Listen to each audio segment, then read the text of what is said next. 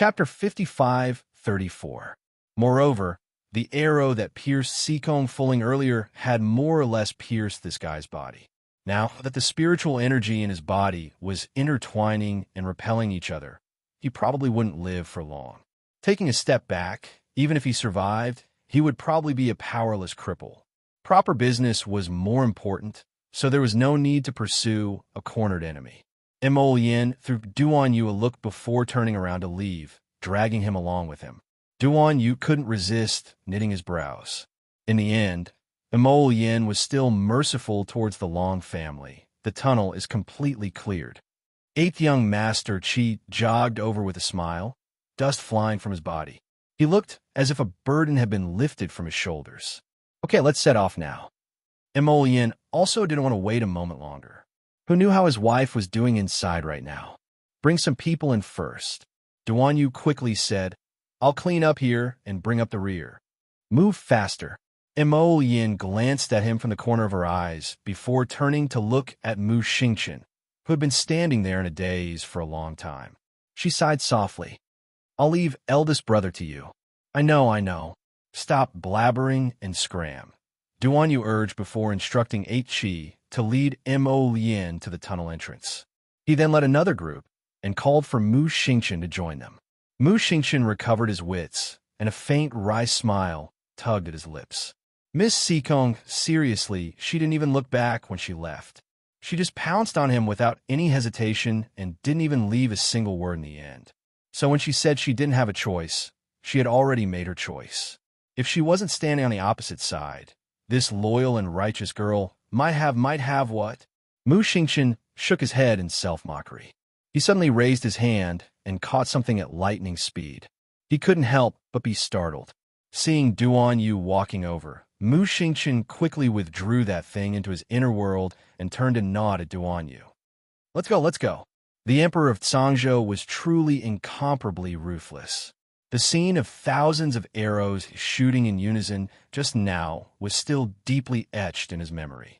This supreme emperor did not have the slightest bit of mercy towards people. He waved his hand and gave the order to shoot Long Yun to death with arrows. What's wrong with you? Duan Yu indifferently swept a glance at Mu Xingqian. No, nothing. Mu Xingqian lifted his feet slightly and hurriedly followed. An hour later, with 8th Young Sir Qi's group leading the way, Mo Yin led the elites from the 3 provinces through the already opened underground passageway and finally entered the Qing Province Kingdom City District. The inner city is just ahead, said 8th Young Master Qi. Their movements were extremely fast. Based on their calculations, it was estimated that they would be able to leave the passage in another 2 hours and directly enter the inner city of the Qing, Zhou Kingdom's capital. Be careful. Huifeng suddenly flicked out a dagger. After a ding, the muffled roar of the corpse puppet could be heard from the tunnel. The passageway was narrow and only allowed 1 person to pass. Suddenly, a large group of corpse puppets came from the front, although it wasn't too dangerous for them. However, clearing the path was indeed a waste of time. Where's Duan Yu? Mo Yin knitted her brows. Why hadn't he come down yet after dilly-dallying for so long? Just when she needed this guy to throw out concealed weapons, he disappeared without a trace. At the same time, Duan Yu stealthily chased after the 2 injured heavenly birds with Chestnut. His Chestnut wasn't exaggerating. He said that the 2 heavenly birds couldn't make it, and they really couldn't make it. Before them was a murky stream. Chapter 55:35. It was an extremely inconspicuous stream on an abandoned slope belonging to the Qingzhou Kingdom. The 2 heavenly birds were heavily injured in the battle earlier. At this time, they were lying by the stream on the verge of death, unable to even move their claws. And not far from them, there was a person sprawled on the ground. His light purple outer robe was completely soaked by the stream. That person's entire face was in the water, and his breathing was weak and lifeless. Duan Yu lightly stepped on the wet grass and took several steps forward. Tilting his head, this guy's left hand, which was behind his back, suddenly conjured a silvery white streak of light. Without waiting for an explanation, He threw it at the figure sprawled in the stream. Bam! The attack missed. The originally motionless man abruptly flipped in the air and clutched his chest as he coughed heavily. His handsome face was already pale as he stood by the stream. Duan Yu suddenly smiled. His smile was resplendent and bright, and his pair of peach blossom eyes blinked, pure yet not bewitching. I knew it. A scourge lives on for 10,000 years. You won't die so easily. You. Long Yun coughed heavily, his eyes filled with mockery. You. Duan Yu wagged a finger at him. I don't need you to speak right now. Long Yun knew that he was doomed today, so he silently took a step back and looked at the other party warily. However, at this moment, the slender and delicate figure in front of him suddenly disappeared in front of him. Long Yun's pupils contracted, and he abruptly turned around to look. In a split second, a long sword with rippling silver flames abruptly stabbed into his heart the moment he turned around. It was so precise that it was impossible to resist. Death came so suddenly. He held the long sword condensed from the Devil Emperor's fire in one hand, and blood flowed from his fingers along the sword's hilt, dripping down inch by inch. Duan Yu looked indifferently at the person before him. The other party's painful and contorted expression made him as calm as ever. WHWHY. What, right? Why, this was what young Master Long wanted to ask. Was this person crazy? They minded their own business, and, at most, they just had different standpoints. Was there a need to chase him from 1,000 miles away to kill him? At the very least, the person he had always wanted to kill was Mo Lien. It was Mo Lien. What was wrong with this guy? What did he do to provoke him? Mo Lien had told him not to pursue a cornered enemy and let him leave. However, this person agreed on the surface and turned around to kill him. He was really sick. Duan Yu blinked and abruptly released his grip, allowing Long Yun to be stabbed in the chest and kneel on the ground like a pile of mud.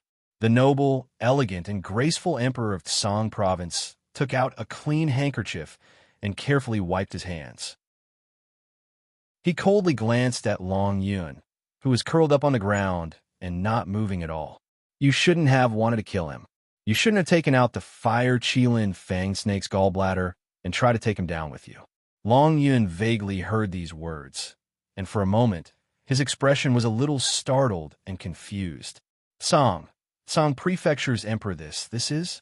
What kind of special feelings were these? Could it be that, from the beginning to the end, the emperor of Tsangzhou loved the crown prince of the divine land? Liking his cousin was just a gargantuan pretense that he used to hide things, right? Even before he died, Long Yun felt that he was talking nonsense. He collapsed and did not hear the Tsang Prefecture's emperor's muttering. If you kill him, then what about Jojo? Jojo will cry. You don't like that Death Lotus, so it's fine if you beat him up, but how can you kill him? Chapter 55:36. I definitely won't let anyone hurt Xiao Xiao. Even if it's you, my cousin, I won't let you. Long Yun didn't hear Duan Yu's muttering. At this point, Long Yun had actually completely lost his five senses. He couldn't hear, see, or touch anything. In a daze, a white, misty mist seemed to appear in front of his eyes. A young lady dressed in white and with a jade face came out of the mist and walked towards him expressionlessly. Long Yun raised his hand slightly, as if wanting to grab her hand. But in one breath, he suddenly relaxed. He slammed his raised hand heavily on the side of the stream, allowing the murky water to pass through his wrist. Duan Yu's figure abruptly disappeared, only leaving behind a cold sentence. Go and clean up the Dragon Clan of Forgetfulness, especially that troublesome Ding Xian. Don't leave behind any clues. Since the Dragon Clan of Forgetfulness had been silent for so many years, there was no need for them to rise again. The Murong Clan of Forgetfulness sounded like a pretty good candidate for leader. The air stirred slightly before returning to silence. After some time, a slender figure wrapped in a green headscarf hurriedly ran over from the gurgling stream. That person stumbled over, and when she saw the motionless corpse lying in the stream, tears rolled down her cheeks. Her entire body seemed to have lost some sort of strength, and she abruptly collapsed on the ground, splashing up a few drops of water. She hurriedly crawled over with her arms and bawled as she hugged Long Yun. You little sweetheart, you finally can't run away anymore. Do you still remember that we met by a small stream back then, but you don't have any recollection of it afterward? Back then, he suddenly popped out when she was bathing in the stream.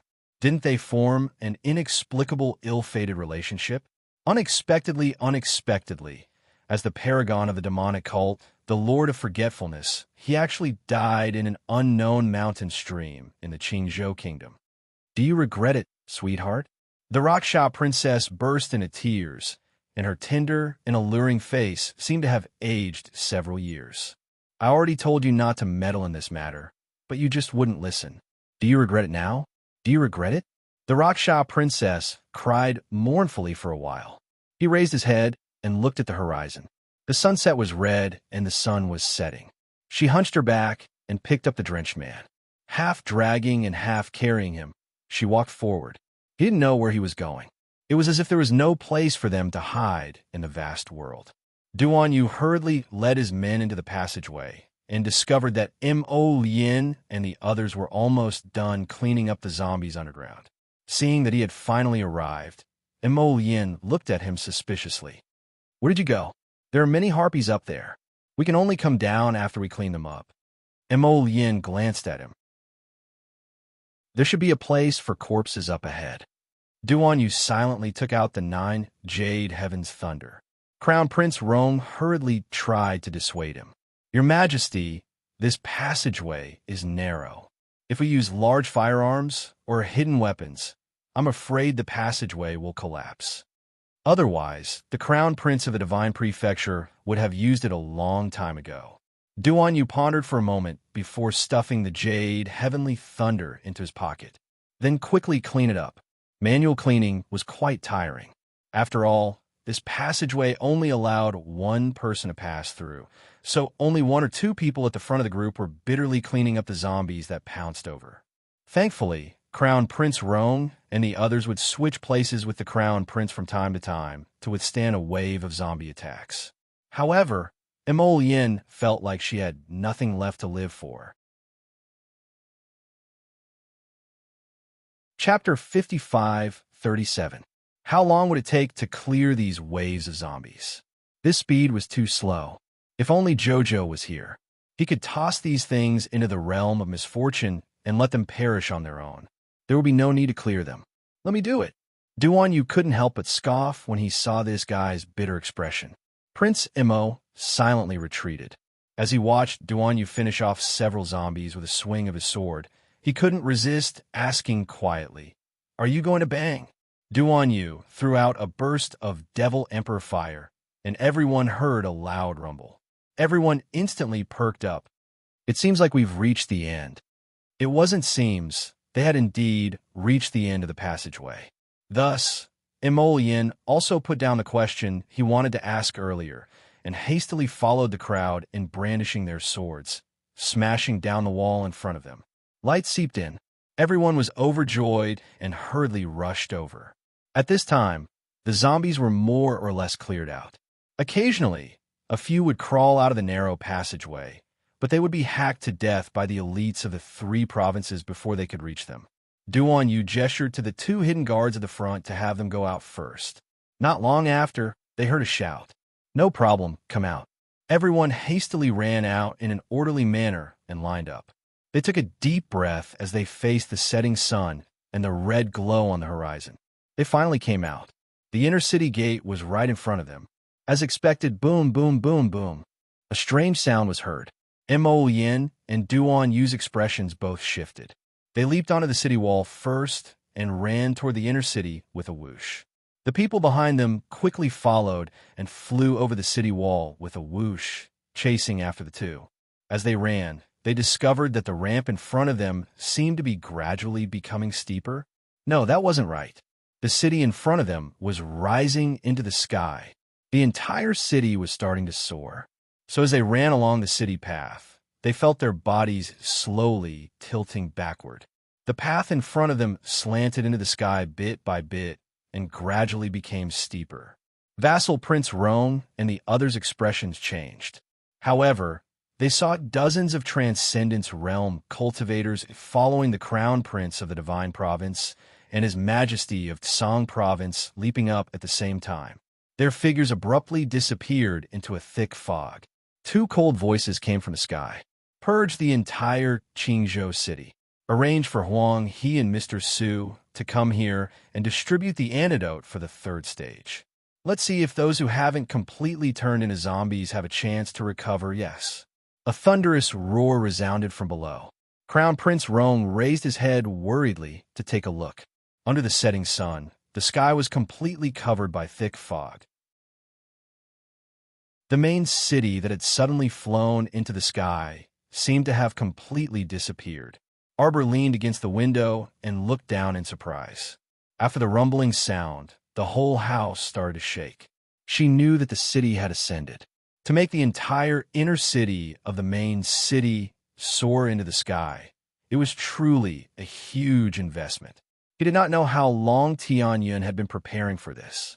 At present, the entire inner city was enveloped by the flying talisman array and multiple defensive arrays. It was indeed very difficult for Mo Lien, Duan Yu, and the others to break in from the outside. The little stoic was pondering while leaning against the window with her chin in her hands when she suddenly heard a soft sound. When she turned around, she saw fifth young Master Qin standing below the windowsill with a ghastly pale face, looking at her in a daze. Chapter 55-38. Yu, why would you commit suicide? Walk right into a trap? After he came out of seclusion, a boy servant secretly came to report that the crown princess of the Divine Province was imprisoned here. He thought it was a fantasy story. How could such a shrewd person like the little stoic come here by herself? Without waiting for Arbor to speak, the fifth young master hastily flipped in through the window and grabbed her hand, saying impatiently, "Let's go quickly. While they're dealing with the patriarch in the forecourt, I'll send you out." Deal with the patriarch? Arbor thought he had been confused for a moment and looked at the fifth young master in astonishment. Is it the one from your family? Patriarch Tianyun? MHM, who's dealing with him? Second brother. Fifth Qin tightly grasped her wrist. Don't say so much. Let's talk after we get out. You're a talisman practitioner, so you should be very clear about talisman formations. I'll send you to the center of the talisman formation. Find a chance to destroy the formation core and quickly escape. The little stoic's heart warmed slightly, and she looked up at this person. When this person first met her, his nose wasn't his nose, and his eyes weren't his eyes. Moreover, although she had saved him several times, it wasn't out of bad intentions. One time, she saved him in passing for a mission, and the other time, someone else paid for it. Arbor pondered. Can I go to the front to take a look? You want to go take a look? Fifth young Master Qin was taken aback and quickly shook his head. It's too late. From the looks of it, even with Hall Master Lu helping the patriarch, he doesn't seem to be second brother's match at all. They've turned against each other. Arbor blinked, unable to conceal his excitement. Oh my God, she hadn't even made a move yet someone else had already turned against each other. It was especially comical just thinking about it. Arbor hastily pulled fifth young Master Qin back. Where are the guards outside? I've temporarily knocked them out. I'll take you out first. Where's Dugaling? Dugaling, this bastard, had been standing guard outside the whole time. He's also in the forecourt. How could second brother not bring young Master Dugu and young Master Ouyang for such an important matter like encircling and annihilating the patriarch? Arbor nodded excitedly. If that's the case, I'll be letting myself down if I don't take a look. Tianyun, that dog-shit ancestor, had done so many things in his past and present life. Now that he was being hunted down by his descendants, it would be a pity if he didn't see such a satisfying thing. Fifth Qin hastily grabbed her. Jojo. Arbor glanced at him and pouted helplessly. Okay, let's go. If he didn't want to look, then so be it. The talisman array had just risen into the air, and it was good to find the array core. He had to find Mo Lien and the others in the array first. She suspected that Mo Lien and the others might have also ascended into the sky. However, there were layers upon layers of spirit arrays outside. If they didn't have two capable symbol masters among them, it wouldn't be easy for them to break in. As soon as the two of them left the courtyard, earth-shattering roars and curses could be heard from the front yard. Fifth young Master Chin glanced at her nervously and said in a low voice, "Jojo, don't be so curious. Let's hurry and find the exit of the array core and send you out." Who was curious? Wasn't she just leaving the courtyard and finding the noise very interesting? So she couldn't resist taking a few glances behind her? Fifth young Master Chin led her through the corridors and courtyards before finally arriving at a remote courtyard. He pointed ahead. "Quickly sense if there's talisman energy flowing here. It's barely discernible. This is a symbol master, no? It seems to be the power of talismans." Arbor's eyes were slightly cold. This is a formation set up by a great symbol master. Hall Master Lu is very formidable. Be careful. Arbor frowned. Hall Master Lu? Who?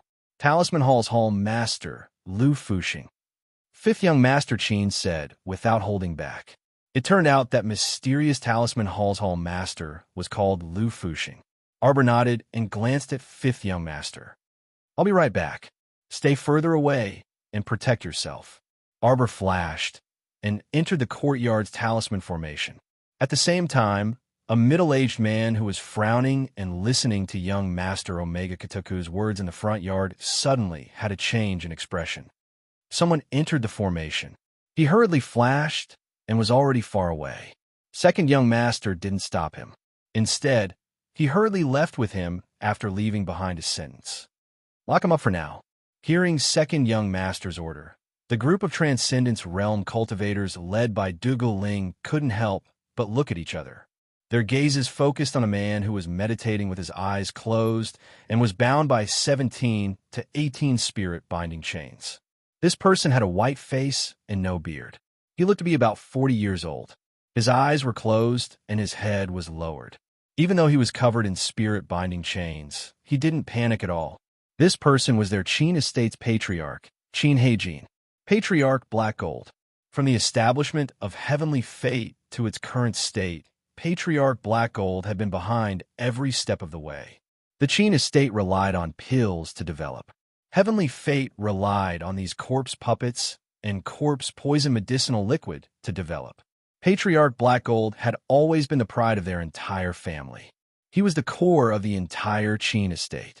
But now, Omega Katoku felt that he didn't need this person anymore. He wanted to let Arbor know that he was the only one who treated her the most wholeheartedly. For her, he could betray his entire family. He could even throw away Heavenly Fate, which was such a powerful force that the Patriarch had created just for her. He crazily wanted to start all over again and start all over again. He didn't want to care about anything else.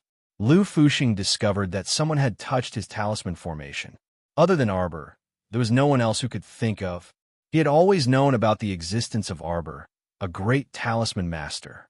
To be able to kill so many of Grandmaster Ye's outstanding disciples and make Grandmaster Yi have no choice but to sacrifice Luo He's life to deal with this woman. She was naturally very impressive. He originally wanted to leave her out for a while, but he didn't expect that second young master's sudden attack today would mess up all his plans. Lu Fuxing had always wanted to have a talisman duel with Arbor. For a young girl to be able to surpass Grandmaster Yi in the Tao of Talismans, it was really commendable. But that was the end of her journey. Lu Fuxing's figure suddenly landed in a remote courtyard. His gaze was like a torch as he stared at the empty space in front of him. Reveal talisman, reveal talisman, reveal talisman. Lu Fuxing expressionlessly flicked his sleeve, and several talismans were thrown out in front of him. However, the expected figure didn't appear. Instead, 4 or 5 attack talismans suddenly appeared in the air and forced him to retreat several steps. Lu Fuxing clenched his fists. What an outstanding little girl. She was actually able to force him to take a few steps back. In Lu Fuxing's hand, 3 rows of talismans appeared, and he suddenly shot them in front of him. The talisman power seemed to have swayed into a bottomless ocean. In an instant, it was completely absorbed by the emptiness in front of him. Young Master Omega Katoku and his entourage rushed over. Seeing this scene, their eyes darkened. With a shout, Lu Fuxing suddenly flicked out hundreds of talismans again. This time, the talismans he flicked out were all god-level profound talismans. As soon as the talismans appeared, ghostly wails and howls sounded all around, forcing eldest young Master Qin and his entourage to hastily retreat. Arbor's figure suddenly appeared in the middle of the profound talisman array, formed by the profound talismans, and stared expressionlessly at that person. This person should be the mysterious talisman hall master of the talisman array? Arbor glanced at him and was about to make a move. Suddenly, a sound pierced through the air. Arbor's heart skipped a beat, and he hurriedly threw out a talisman. She looked at the broken knife that seemed to have jumped out of a storage talisman. In fact, only she knew that this broken knife had been kept in her inner world all this time. Today, it suddenly became restless. The knife was instantly unsheathed. It was no longer as bright as before, and there was even a small hole on its blunt edge. Lu Fuxing looked at the short knife in a daze. Why is it with you? Lu Fuxing stared at Arbor with a complicated expression. Arbor stilled and suddenly remembered what fifth young master had told her. This mysterious talisman hall master was called Lu Fuxing. She had seen and touched the short knife her mother had left behind. The words Fuxing were engraved on it. Your knife? Arbor's expression also turned complicated. She sized up the middle-aged man and asked in an uncertain tone, You? For my mother? Lu Fuxing was agitated. He clenched his fists tightly and stared at Arbor with eyes that seemed to shatter ice shards in the night. You deserve to die. Lu Fuxing suddenly started attacking like a madman, repeatedly flinging the talismans and curses on his body at Xiaomu. Lu Fuxing, are you crazy? Eldest young Master Qin couldn't help scolding and hurriedly threw a look at Gong Song Feng and the others. Gong Song Feng, Fan Ming, and the others hurried forward to stop him. However, once a talisman master's talisman array was activated, it would take some effort for outsiders to barge in. Young Master Omega Katoka's expression was extremely cold as he abruptly turned to glare at fifth young master, standing to the side. You brought her here? He abruptly struck out a palm at fifth young master. The mighty force gave eldest young Master Qin a fright, and he hurriedly dodged to block it. After a bam, eldest young master received Qin Xion's palm. His expression changed slightly, and his body swayed uncontrollably. Eldest brother, similarly startled, fifth young master hurriedly ran forward and reached out to support eldest young Master Qin, who was retreating several steps. You want to take her and run? Young Master Omega Katoku pressed on. Eldest young master hurriedly blocked him with a furious expression. Second brother, are you trying to kill your own brother? On the other side, Lu Fuxing, who was crazily attacking Arbor, had a ferocious expression on his face, especially when he heard Arbor's mocking voice. You couldn't get my mother, so you're venting your vengeful heart on her daughter? Lu Fuxing, you're truly promising. Shut up. Lu Fuxing shouted angrily. What do you know? What do you know? Chu Yun and I were childhood sweethearts to begin with, and we've long been engaged for life. If it weren't for that so-called marriage alliance between clans, for that bullshit engagement, how could Chu Yun possibly betray the love between us for so many years? Oh, Arbor's voice became increasingly icy and merciless, revealing traces of chilliness. Because you love my mother, you hate me, this daughter's existence. Joining Tianyun and aiding the evildoer is your way of loving my mother? Making things difficult at every turn for the daughter she protected with her life, and even killing her precious daughter is your way of loving someone? Ha ha ha ha ha. Arbor sneered repeatedly. Lu Fuxing, hurry up and stop using your cheap love on my mother. You're not worthy. When everyone present heard the little stoic's chilly voice, they couldn't help but shiver all over. The little stoic was as frightening as ever when she insulted people. Arbor pushed out a powerful mystic talisman and coldly watched that talisman explode on Lu Fuxing's body, blasting him back several steps. Lu Fuxing, the hall master of talismans and spells, should have known her identity a long time ago. As Long Chuyun's daughter, Arbor and the whole world knew about it. However, Lu Fuxing was jealous of her identity, jealous that she was Long Chuyun's daughter. So he hid in Tianyun and made things difficult for her at every turn. That's right.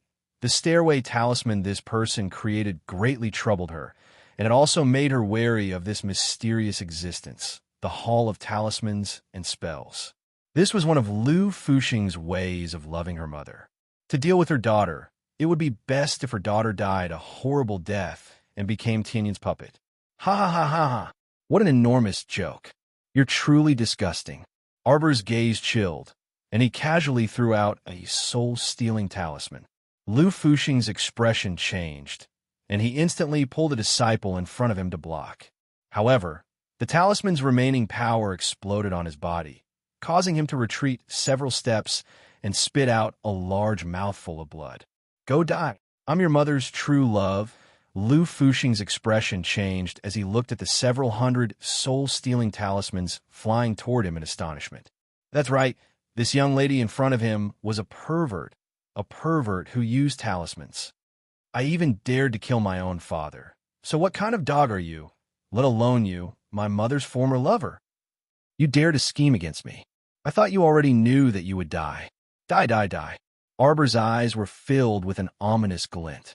The talismans in her hand flew out, and the heavy talisman power merged into a ball and bombarded Lu Fuxing's body. Lu Fuxing collapsed to the ground on the spot. There was a large hole in his chest, and his intestines were about to spill out. Everyone stared at the little stoic, flabbergasted. At this time, young Master Omega Kotoka flew straight up and swiped his sword across Lu Fuxing's neck. He then flew in front of Arbor and grabbed her wrist. Lu Fuxing probably didn't expect that he would die here today in Arbor's hands. He reached out to cover the bleeding wound on his neck, and he stared blankly at the sudden darkness of the night. It was as if he could see a man and woman sitting back to back under the eaves of the ivy-covered corridor. Fuxing, I want to go to the Divine Province's Mu family for a marriage alliance. I already promised my mother. Don't come looking for me again in the future. Lu Fuxing looked at the boundless sky unwillingly. He couldn't tell if it was loneliness, shame, or vexation. His hand tightly gripped that blunt knife. He was a bit regretful before Chuyun left Wangchuan. They fought in a fit of pique. She slashed the knife on the table, and a small chip appeared on the blade. In the end, the two didn't say a word. He thought that there would be a chance to meet again, that they would meet again in the future. Who would have thought that Fuxiang was really like a dream? That farewell at Wangchuan turned out to be forever now. He was lying on the cold ground, looking up at the night sky. There were no stars, no moon, no wind, no rain. Just like when he gave her this Fuxiang saber, he couldn't hide the joy in his eyes. I am determined to be a master refiner. Chuyun, I'll give it to you. Then you have to work hard. This saber of yours is really not that good. Arbor was pulled back to Crane Garden by the silent second young master. Along the way, he was a little depressed and nervous. He stumbled and fell. When they returned to the garden, young Master Omega Kotoku waved his hand and set up a defensive shield to prevent outsiders from entering. Arbor looked at him expressionlessly. He subconsciously felt that something was going to happen.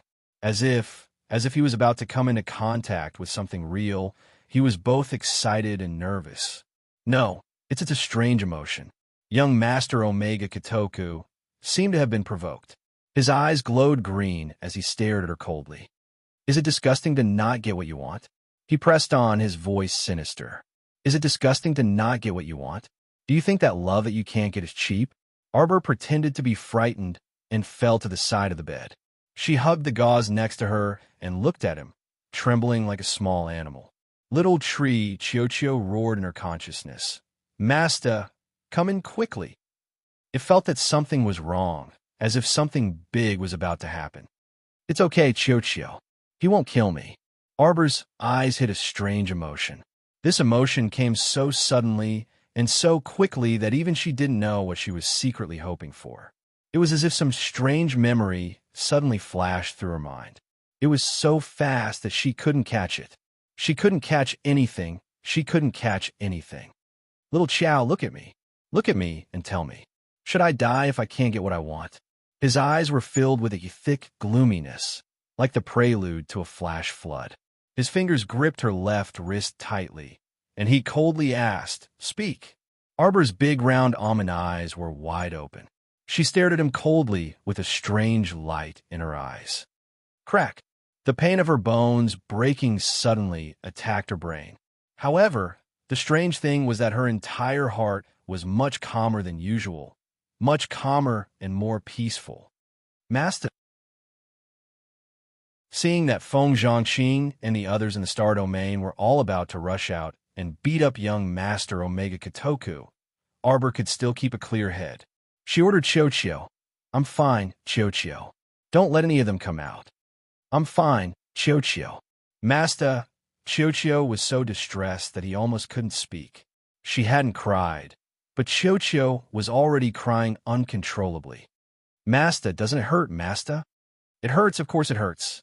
It hurts a lot," Arbor muttered to herself, but her eyes were brighter than ever. She softly said to Qiuqiu in her conscience, "Didn't you take the bone-forging pill? Didn't you want to forge your bones and be reborn?" She knew that none of her little friends in the Star Domain would be willing to do such a thing to her. But now wasn't it just right? Her mind was clearer than usual, and her eyes were brighter. She stared at young Master Omega Katoku like this. In her clear eyes, she could almost make Omega Katoku see his own ugly shadow. "Why aren't you talking?" Young Master Omega Katoku's eyes were full of malice. He ruthlessly broke another one of her hands. His warm fingers gently brushed her cheek. "Didn't you want to run? I'm guessing that if you can only lie down and do nothing, you won't be able to run anywhere."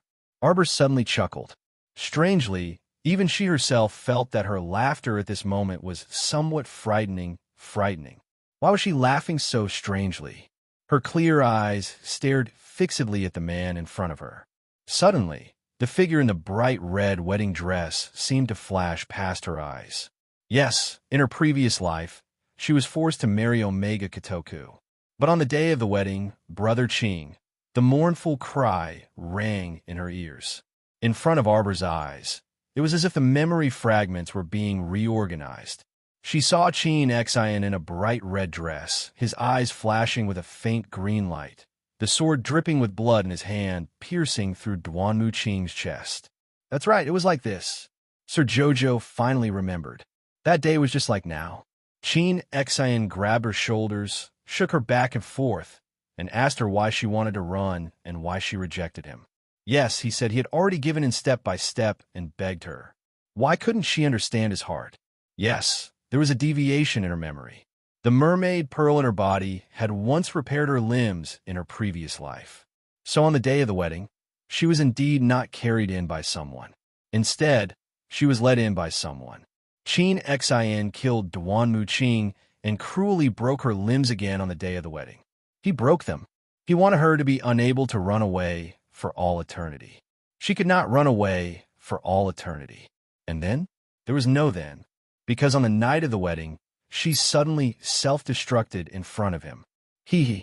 Arbor stared at the man in front of her and suddenly broke into a smile. Ever since she was reborn, this unbearable past had been buried in the deepest part of her heart. She had never thought about it and never wanted to think about it. Was the truth actually like this? It turned out that his previous life was 10,000 times more tragic than he had imagined. Think about it. A young lady whose limbs were broken, who could only live like a little worm, who was in a constant state of anxiety, finally regained her mobility one day. The funny thing was, on a certain day, at a certain time, all her happiness was cut off. So in her previous life, she self-destructed in a fit of madness. Ha! No wonder she self-destructed. No one would be able to take it if they were crippled again after just a few days of standing up. Arbor looked at the man in front of her calmly and only smiled at him again. Her smile was strange and calm. She smiled so much that even she felt a little embarrassed. It was indeed a fateful entanglement. No wonder she found Second Qing's crazed gaze bewitching and familiar. As it turned out, she had experienced it once before. What was even more frightening was that the young crown prince consort's limbs seemed to be limp and drooping. It looked like her hands and feet had been broken. Longchong was also excited, seeing Arbor's misfortune through the cage. He could not help but be overjoyed like Mu Xiaoxue. Mu Xiaoxue raised the whip. How could he stop her? He even egged her on. Hit her properly. If it were not for this bitch, the Long family would not have fallen to such a state. They directly escaped from the capital and came to a place like Tianyin. They could only do small chores. As the eldest young master of the Long family, he was not valued at all. Mu Xiaoxue's eyes flashed with malice. She also could not suppress her excitement and trembling. Great, this damned woman had finally fallen into her hands. Wasn't she arrogant and domineering? Didn't she say that she wanted to make Mu Xiaoxue suffer a fate worse than death? Now, let's see who will be the first to suffer a fate worse than death. Ha! Mu Xiaoxue waved the whip in her hand across the big iron cage. Ha! It caused a spark on the iron cage. She did not know if her eyesight was bad or if she was a good-for-nothing to begin with, but there was no strength in her hand at all. The gap in the iron cage was so large that the whip only hit the cage and did not touch Arbor at all. Longchong couldn't help but panic when he saw this. He snatched the whip from Mu Xiaoxue's hand and shouted, "Let me do it. What kind of eyesight do you have?" Longchong's eyes flashed with excitement as he lashed the whip on the ground, causing sparks to fly. He shouted in an unclear voice, "Little slut, I'll let you have a taste of my flesh being torn apart." Ha! Ah! A scream pierced the clouds. Arbor expressionlessly looked at the three fools in front of him, his gaze unwavering. Qin Xian snatched the whip from Longchong's hand and whipped him 3 times in a row, causing that fool to roll around and wail in pain. Long Min was so anxious that he knelt on the ground with a bang and repeatedly kowtowed to beg for mercy. "Eldest young master, spare my life. Eldest young master, please spare my life." Longchong did not do it on purpose. Eldest young master Qin was about to explode from anger. Who was that? That was the little stoic Jojo. The little stoic who had always held her chin up proudly and strode forward without recognizing her own family, putting on an insufferably arrogant appearance. But now, she was in such a wretched state. Even 3 ignorant dogs could casually bully her? Unbelievable. Jojo. The 7 flowers in red and green called out to her mournfully and rushed to the front of the cage, sobbing and sobbing. Arbor sat there as motionless as a mountain, but his brows twitched imperceptibly. "Why are you crying?" "Jojo, you're too pitiful." Red Shirt, who had reached her hand into the cage, sobbed uncontrollably. Of course, it was just like how eldest young Master Qin's Lady Jojo had to be high-spirited. The Jojo in 7 Flowers' eyes had always been a little fellow who would act cute with a stoic face. She was a fellow who would hold your hand and seriously ask, "Is Spring House a restaurant?" When had they ever seen her in such a wretched state? Not only were her limbs broken, but she was even locked in a cage to pass her days miserably. Ouyang Su, who was standing on the side, didn't even know where to put her hands and feet. She only stammered, "Don't be like this. Second young master will be back soon. It's better to leave quickly." "Don't worry, the little stoic, she's fine what?" Qin Xian couldn't resist retorting, "She's already like this, yet you say she's fine?" He didn't know that this alchemist Ouyang was actually a quack who could lie through her teeth. Ouyang Su said weakly, "Little Miss Xiao seems to be in bad shape. Actually, when I took her pulse, I felt that her body is not bad." "Bullshit." Red Shirt couldn't resist spitting at him. She grabbed the little stoic's hand and turned to say to eldest young Master Qin, "Young master, let's smash this cage and take the little stoic away." Right, smash this cage." Bam! A gust of wind shot in from outside the door and swiftly knocked away Qin Xian's outstretched hand. Eldest young Master Qin turned around, and his chilly gaze landed on the newcomer. Dressed in red, the Omega Kataku young master strode in and coldly stared at his elder brother. "Elder brother, I advise you to stop here," Qin Xian said coldly. "If you insist on doing things your own way, I'm afraid we won't be able to continue being brothers." Eldest young Master Chin's eyes revealed a complicated expression. When he turned to look at the pitiful little stoic in the cage, his brows ached and tears were about to seep out of his eyes. The little stoic's appearance truly made one's heart ache and was extremely unbearable. "Second brother, have you gone mad? What do you mean by this? This isn't loving her at all. This kind of love is truly frightening. How is this love? It's simply possessiveness." How could the Omega Kitoku young master listen to him? His gaze landed coldly on him. "Eldest brother, please don't casually step into my courtyard in the future. Otherwise, my sword will probably run through your body."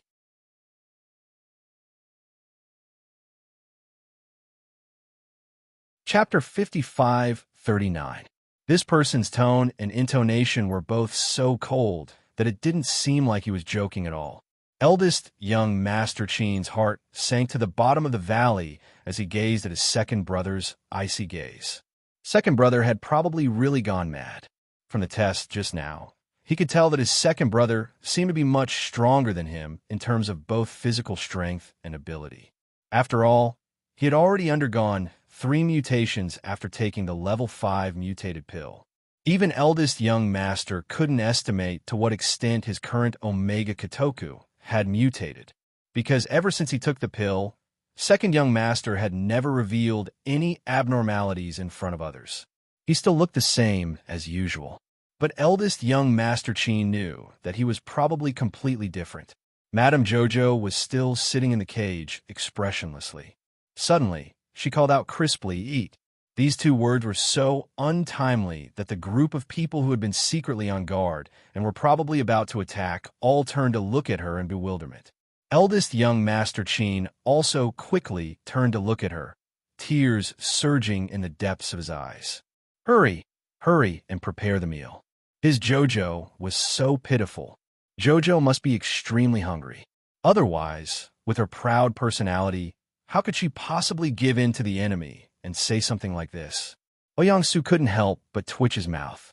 He practically dashed out of the door and hurriedly left the battlefield to find someone to prepare the meal. To be honest, he felt that his thoughts were rather comical. No matter who it was that had their limbs broken and thrown into a cage, it was impossible for the young crown Prince Consort to be as calm and collected. Yes, this fellow was so calm that it made him so suspicious. He kept feeling that she was faking her broken limbs. After checking her pulse several times, he confirmed that not only were her limbs severely injured, even her veins and arteries showed signs of rupture. But she, was still thinking about eating at a time like this, seeing eldest young master and the rest coming to rescue her. Shouldn't her normal reaction be to hug eldest young master's leg and cry bitterly? The little crown princess reaction was simply completely out of the ordinary. If Arbor knew what he was thinking, he would definitely spit on his face. Who were they trying to trick? Didn't they know who Jojo was? How could she be tricked so easily? Of course, she was calm. She was the only one who knew that when her limbs were first broken, it did hurt a little. But right now, she didn't feel anything at all. Chio had blocked her 5 senses and 6 senses. Not to mention pain, she wouldn't feel anything even if she was thrown into a cage and fiercely beaten up a few times. Moreover, she had secretly used her inner vision just now. The meridians in his body were in a mess. That was the effect of the bone-forging pill. If it was broken, how could it be reborn if it did not? Don't worry, she should be able to recover in a few hours. The key point was that after the bone-forging pill took effect, she didn't feel anything. She didn't know if it was because the pill itself was strange, or if it was because her body was strange, or was it the effect of the shark pearl? Well, the mermaid pearl had been completely unsealed, and her body's bones and tendons were all broken. The mermaid pearl would naturally use all its strength to repair her. He wondered if there would be any conflict with the bone-forging pill. Jojo was a little suspicious. Forget it. Eating was the most important thing in the world. Let's talk about it after eating. The servants and maidservants that Oyang-su had arranged to deliver food came in with a series of plates. Eldest young Sir Chin hastily took the bowl from one of the servants and planned to feed Jojo through the cage. "Jojo, what do you want to eat? How about some porridge?" Unexpectedly, Chin Xian walked up quickly and snatched the porcelain bowl from his hand. She said coldly, "Elder brother, there's nothing else for you to do here. Please leave." The eldest young sir angrily stood up to glare at her. Unfortunately, this was Crane Garden second brother's territory. The other party had already rudely chased him away, so the eldest young sir could do nothing about it. "I'm fine. You guys can leave." The little stoic sat upright and still, replying expressionlessly. Fan Ming had just taken a step when the eldest young sir blocked her with his hand. "Let's go." Even if they wanted to save Jojo, they had to come up with a foolproof plan first. If they couldn't do it openly, then they could only do it in secret. When young Sir Omega Kitoku saw those irrelevant people scram, his expression finally improved. Separated by that large orange-yellow iron cage, young Sir Omega Kitoku sat down in front of the little crown princess. He stirred the spoon in the bowl and gazed at her tenderly. "Xiao Xiao, were you obedient today?" Sir Jojo couldn't be bothered to respond to a pervert. If the other party was perverted, could she be more perverted than the other party? The answer was of course not. "Xiao Xiao." Young Sir Omega Kitoku lowered his head and gently blew on the spoon before placing a spoonful of warm porridge into the cage. "Did you know? I've always been looking forward to this day, to be able to sit here peacefully and chat with you." Arbor expressionlessly swallowed a mouthful of porridge. Seeing that she didn't refuse, the second young sir was even more delighted, and he reached out to stroke her head. Arbor gazed at him coldly. It had been 2 lifetimes, but when this person stroked her head, it still made her feel as if he was stroking a beloved pet. When he liked it, he would dote on it. When he didn't like it, he would kick it away and punish it ruthlessly. He was really cold and heartless. "Drag them up." Young Sir Omega Kitoka smiled as he fed Xiao Xiao another mouthful of porridge. Soon, the 2 brothers, Tang Quan and Tang Li, grabbed one of Long Chong and Long Min's legs, pulled Mu Xiaoxue over by her hair, and threw her down heavily. The 3 of them fell to the ground in a mess, their bodies trembling from the pain, and their eyes trembling with fear. Sir Jojo was still expressionless. What kind of expression could she have? Tianyin always liked to bite each other, so how could she be kind enough to stop him? She could only watch as if she were watching a show. There would always be an end to a show, and everything would eventually come to an end. Long Chong was already so scared that he curled up into a ball. He repeatedly kowtowed and begged for mercy, crying out, "Spare me, spare me, second young sir. I didn't do it on purpose. I didn't do it on purpose. It's all her fault, it's all her fault. It's this woman who instigated me to come and cause trouble. I was ordered by someone." Mu Xiaoxue was shocked and frightened when she heard this. She was furious and raised her hand to slap Long Chong. "What did you say? How dare you accuse me? If you didn't say that Arbor was locked up here, how would I know about these things with my status? It's all your fault, it's all your fault." Mu Xiaoxue climbed up a few steps and reached out to tear Long Chong apart. Long Chong hurriedly reached out and shook her off. He kowtowed to young Sir Omega Kitoku and cried, "No, no, second young sir, it's all this woman who instigated me to come and cause trouble. She also snatched the whip from me. It's her. It's Mu Xiaoxue who wanted to whip the crown princess to death." Long Chong was hit in the chest by a force that shot at him. He rolled out and hit his head on the door sill. "You're wrong. From today onwards, she's no longer the crown princess. Bring the thing in." Young Sir Omega Kitoku coldly shouted. A terrifying aura rose from his gloomy eyes. Long Chong was so scared that his whole body trembled. When he turned around and saw the thing that was being carried in, he was so scared that he peed his pants and fell to the ground, unable to move. 2 disciples of the Heavenly Fate sect carried in an iron plate that was about 3 meters long and 2 meters wide. The grooves at the bottom were filled with the power of thunder and fire. One could imagine what it would be like to be pushed onto the plate. Young Sir Omega Kitoku's eyes flashed with a trace of madness as he coldly pointed at the plate. Tang Quan and Tang Li opened their mouths and laughed. They suddenly lifted Long Chong upside down and threw him onto the iron plate. For invisible barriers rose around the iron plate, trapping Long Chong in a space of 3 meters and 2 meters. Long Chong let out a series of terrifying screams. He seemed to have gone crazy as he stepped on the iron plate with his bare feet. He kept twisting his body and bouncing up and down, only to be slapped down by the barrier above his head. His entire body was sealed in an invisible barrier. He slapped the barrier back and forth, but couldn't get out. He could only bounce up and down, trying to avoid the thunder and fire. His feet made a series of crackling sounds. The pain of having his skin and bones flayed was unbearable. The thunder and fire penetrated his body through the soles of his feet and rampaged through his body, wantonly destroying his bones, blood, and veins. Long Chong took out his only defensive spiritual artifact. But how could it be a match for the Holy Thunder? Young Sir Omega Katoku controlled the Holy Thunder. This kind of thunder and fire was not something that a mere spirit realm cultivator could withstand. Young Sir Omega Katoku turned to look at Arbor. He smiled and fed her another bite. "Jojo, is it fun?" Arbor looked at him expressionlessly. "Fun my ass." Arbor couldn't get used to seeing him like this. He turned to look at Mu Xiaoxue, who was trembling on the side and didn't dare to make a sound at all. He suddenly felt that he wasn't in the mood to take revenge on this quail-like woman. This woman had come so far that she was worse than a beggar on the street. What was the use of her joining the Heavenly Fate Society? Could she change her fate? Could she obtain a future? Nothing at all. If Mu Qingya's spirit was in heaven, she would definitely be angered to death again. "Qin Xin, the Qin family has been a pervert for a long time," Arbor said coldly. Young Sir Omega Katoku's eyes lit up.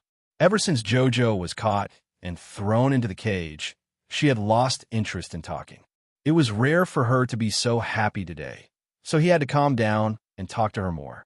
Therefore, it must be Long Chong's act of dancing on the iron plate that pleased Isharl. Arbor glanced at him. "Your family has been a pervert since your ancestor. I don't even need to guess to know that your ancestor is probably a good-for-nothing with no cultivation."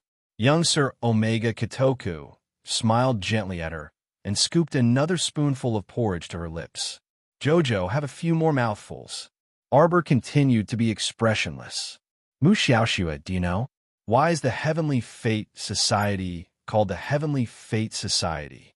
Mu Xiaoxue, who had been huddled in a corner, suddenly realized that Arbor had called her out. She couldn't help but tremble violently. Mu Xiaoxue hurriedly knelt down and prostrated herself humbly on the ground. She kowtowed to Arbor and said to no. She suddenly remembered what young Sir Omega Katoku had said just now. Long Chong seemed to have angered the second young sir because he called her the crown princess. Mu Xiaoxue hurriedly changed her words. Miss Chiao, please let me go this once. I swear I won't dare to cause trouble for you in the future. I can eat vegetarian and pray to Buddha every day.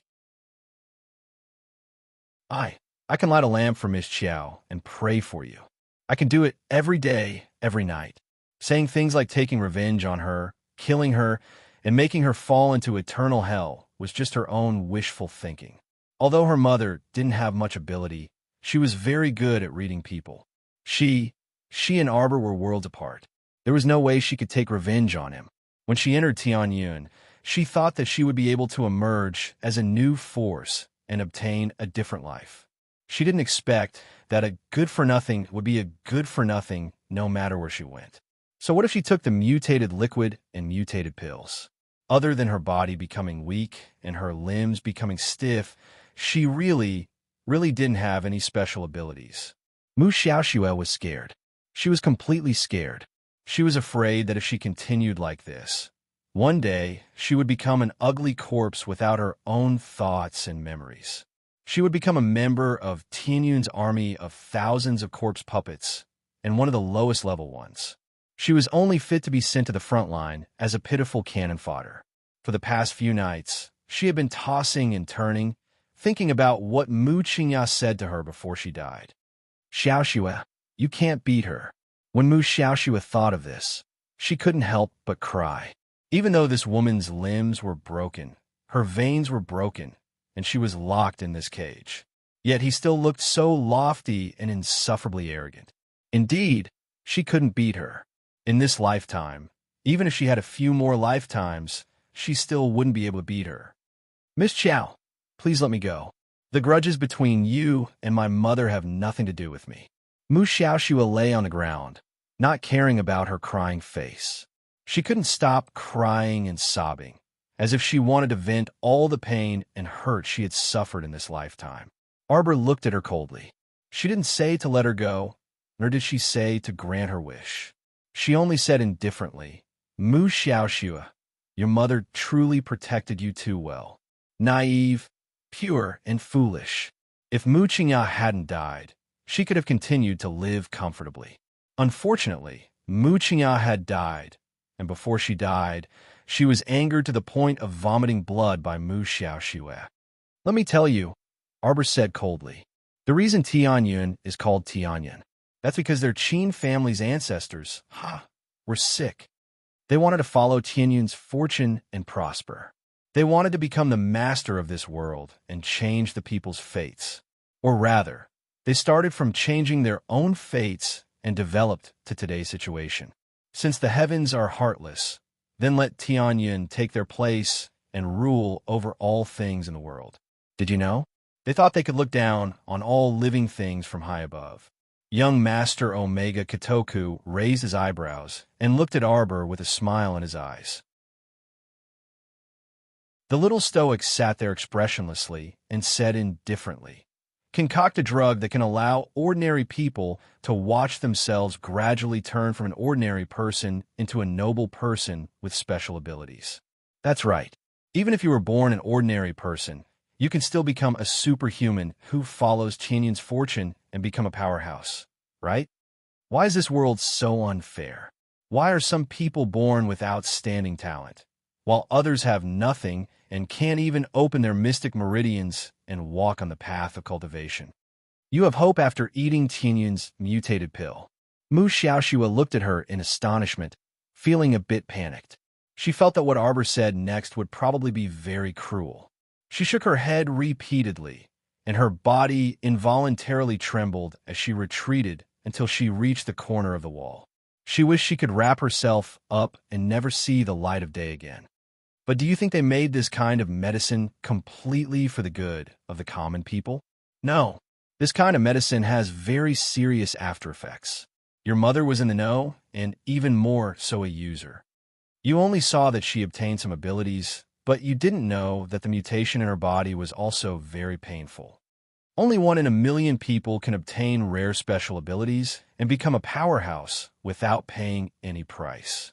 But the vast majority of them will only walk the path of an incurable walking corpse. Or perhaps, even if they were like your mother, who mutated once or twice and obtained a special ability, they still couldn't change the fact that their body was gradually deteriorating. Mu Xiaoxue, your mother couldn't control her body at all because of that kind of medicine, which was why she self-rotted step by step. She didn't want you to follow in her footsteps. She always wanted to fish you out of the big dive vat, that is Tianyun. Arbor sneered. But how did you let her down?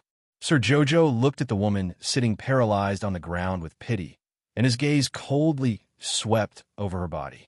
I guess you also discovered recently that your body is a bit strange. You will soon be like your mother, rotting step by step, stiffening step by step becoming a monster that you don't even know. Mu Xiaoxua kicked her legs and huddled in the corner, screaming involuntarily. J. Arbor, why you have a way to save me, don't you? Probably. Arbor nodded. After Mr. Su and Fairy Huang, he's 3rd stage of the medicine trial. The preliminary effect was estimated to have reached the stage of control and gradual healing. However, why should she save Mu Qingya's daughter? Mu Xiaoxue was courting death step by step, and it was Arbor who added fuel to the fire and gave her a push. Sir Jojo stared at Mu Xiaoxue, who was crawling over, and said indifferently, Tianyun coldly watched as you stupid people walked into the trap step by step. They were excited, wild, and incomparably excited. Because finally, They felt that they had become the ones who followed the will of the heavens and could completely replace the heavenly Tao. They are the heavens, and you are a bunch of pitiful ants. If Tianyin wants you to live, you will live, and if Tianyin wants you to die, you will die. Do you know? All of this is just a game for them. Arbor couldn't help but laugh coldly. These ordinary civilians who pursue power, and those cultivators who were cultivated by them, mutated successfully and then slowly decayed and died step by step. Do you know what these two types of people look like in the eyes of Tianyin's higher-ups? Like a joke. Civilians want to become cultivators, and cultivators want to obtain more supreme power.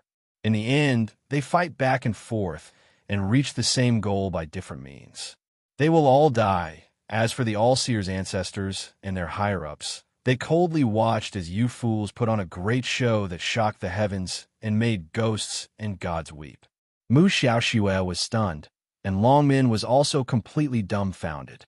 If Mu Xiaoxue was an ordinary civilian who desperately wanted to obtain power, then she, Longmin, was a cultivator who wanted to obtain further power.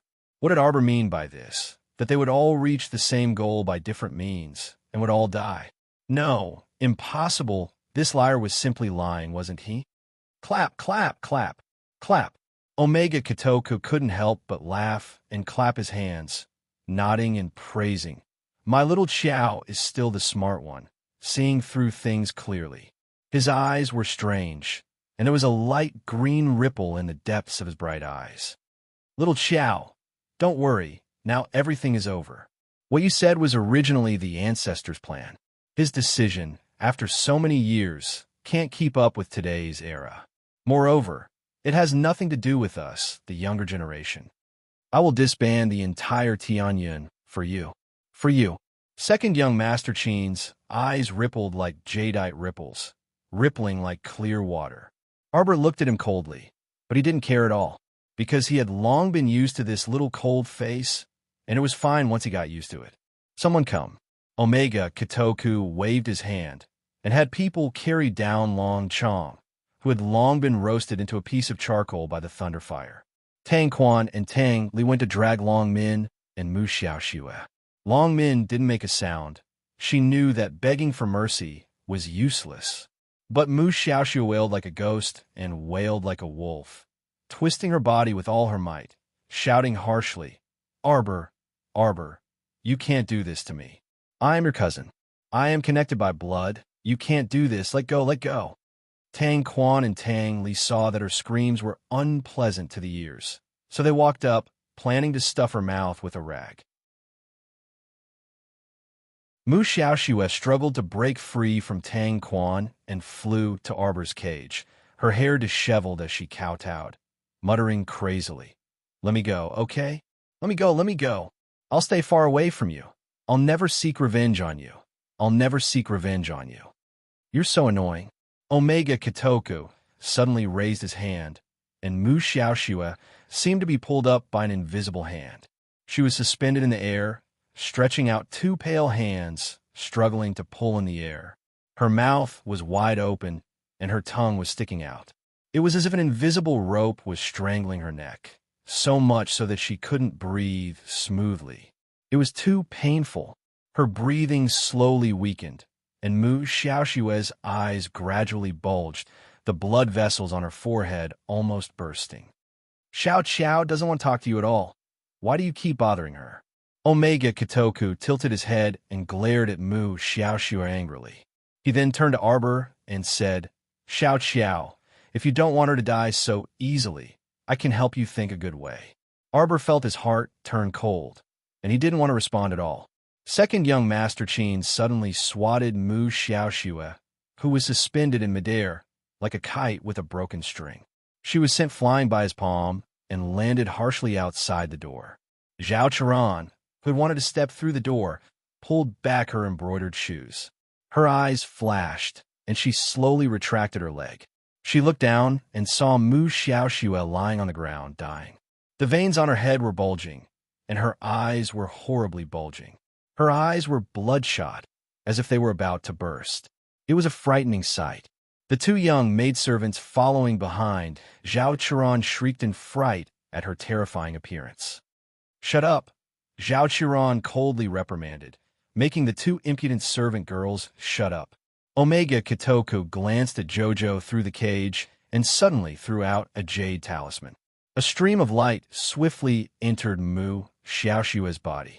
Zhao Qiran subconsciously took a few steps back, and her fingers clenched slightly under her sleeves.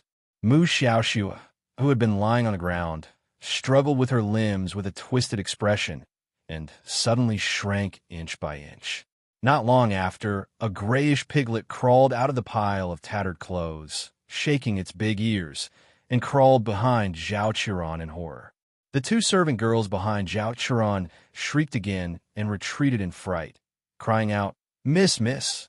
Omega Kitoku's thin lips curled into a sneer, and he sent out a stream of holy power to shroud the gray piglet. "What are you doing?" Arbor didn't expect Omega Kitoku to do this. He used the transformation talisman to turn Mu Xiaoxue into a piglet, and now he used holy power to seal her appearance. In this world, how many people could break the seal of his holy power? In other words, if this seal was not broken, even if the effect of the transformation talisman faded, the unlucky Mu Xiaoxue would still continue to live in the form of an animal. Unless the seal of Omega Kitoku was broken, there was no other way. Before Arbor could say anything to stop him, Omega Kitoku reached into the cage and grabbed Jojo's chin. "Xiao Xiao, I don't want to hear you refuse. This will make me mistakenly think that you will be soft-hearted to others. You've never been soft-hearted to me, and now you're soft-hearted to others." Omega Kitoku's cold voice drilled into Arbor's ears, and her heart inexplicably tightened. "I'll be very angry," second young Master Qin muttered in his sleep and turned around to stand up. Narrowing his eyes, he raised his hand, and several bolts of lightning and fire landed beside that gray piglet with a swish. It frightened her into squealing and circled around Zhao Qiran and the two maidservants' legs. Her forehooves missed, and she fell down the steps. When the piglet got up, she discovered that her hind hooves seemed to be injured, but Mu Xiaoxue didn't dare to stay here any longer in order to save her life. She hurriedly limped outside. Omega Kitoku didn't call for anyone to stop her. He turned around and chuckled at Arbor. "Xiao Xiao, is it fun? Fun your head." Zhao Qiran lowered her head slightly and took a few steps forward to bow. "Young master." The ground suddenly shook violently. Longmin's charred corpse abruptly rolled down from the metal plate. Zhao Qiran's eyelids twitched when she saw the bones fall to the ground with a crisp crack. Arbor's small body in the cage also swayed slightly, and her eyes lit up. As a great talisman master, she knew very well that this shaking meant that the flying talisman array had been attacked from the inside. Her calculations were correct. Mo Lien and the others should have followed the city the moment it flew into the air.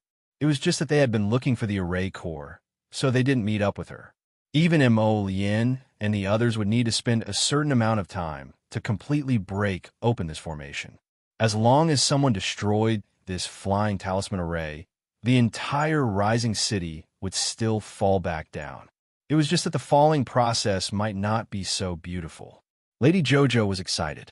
She silently calculated the time it would take for someone to destroy the array, the time it would take for her body to recover after forging her bones, and everything after that. After calculating in her mind, she said to Qiuqiu, "Can you contact Jojo's lotus?" "Master, Qiuqiu can try, but it will take some time." After all, although Great Crown Prince and the others had a branch clone of Qiuqiu, they were still isolated from all kinds of talisman arrays. It would take time to contact them. Okay. Arbor discussed with Qiuqiu in her conscious for a while before looking up at Qin Exing. Second young master's expression suddenly changed, and he stared at the door with a malicious expression. He abruptly turned around. Jojo immediately put on her unchanging stoic face and faced him. "Little Jojo," he said softly to her, "wait for me." Lady Jojo cursed inwardly. "Who wants to wait for you? You pervert." However, her expression did not change, and she even obediently nodded at him. This action of nodding truly pleased second young master. His icy expression softened in an instant. He looked at her and said with a smile, "Very soon." Then he led Tang Quan, Tang Li, and the others out. Zhao Qiran clenched her fists and gave Arbor a deep look. In the end, she did not say anything and turned to leave with second young master. Seeing that everyone had finally left, Arbor could not help but sigh in relief.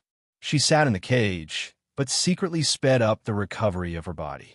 Fortunately, her 5 senses had been blocked, so she did not feel any pain. Thus, outsiders could not see the slightest change in her expression. On the other hand, alchemist Ouyang had wanted to check her pulse, but he gave Lady Jojo a fright.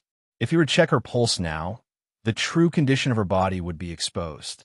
After all, her body had been rapidly recovering, and it was much better than it was 15 minutes ago. Fortunately, before Ouyang Su could begin the examination, second young master sent someone to call her away. Presumably, Tang Quan, Tang Li, and the others had also been injured in the process of stopping people from breaking the array. Thankfully, alchemist Ouyang finally had something to do and did not have to watch her 24 hours a day. The earth shook, but the cage stood firm. Arbor rocked occasionally in the cage, but she was in a very good mood. Looking at this speed, Jojo's lotus would probably break through the array soon. The flying city was about to descend rapidly. Before that, shouldn't Lady Qiao make some preparations? What are you doing? Duguling's low and cold voice came from outside. Arbor listened carefully and suddenly realized that the group outside had begun to move.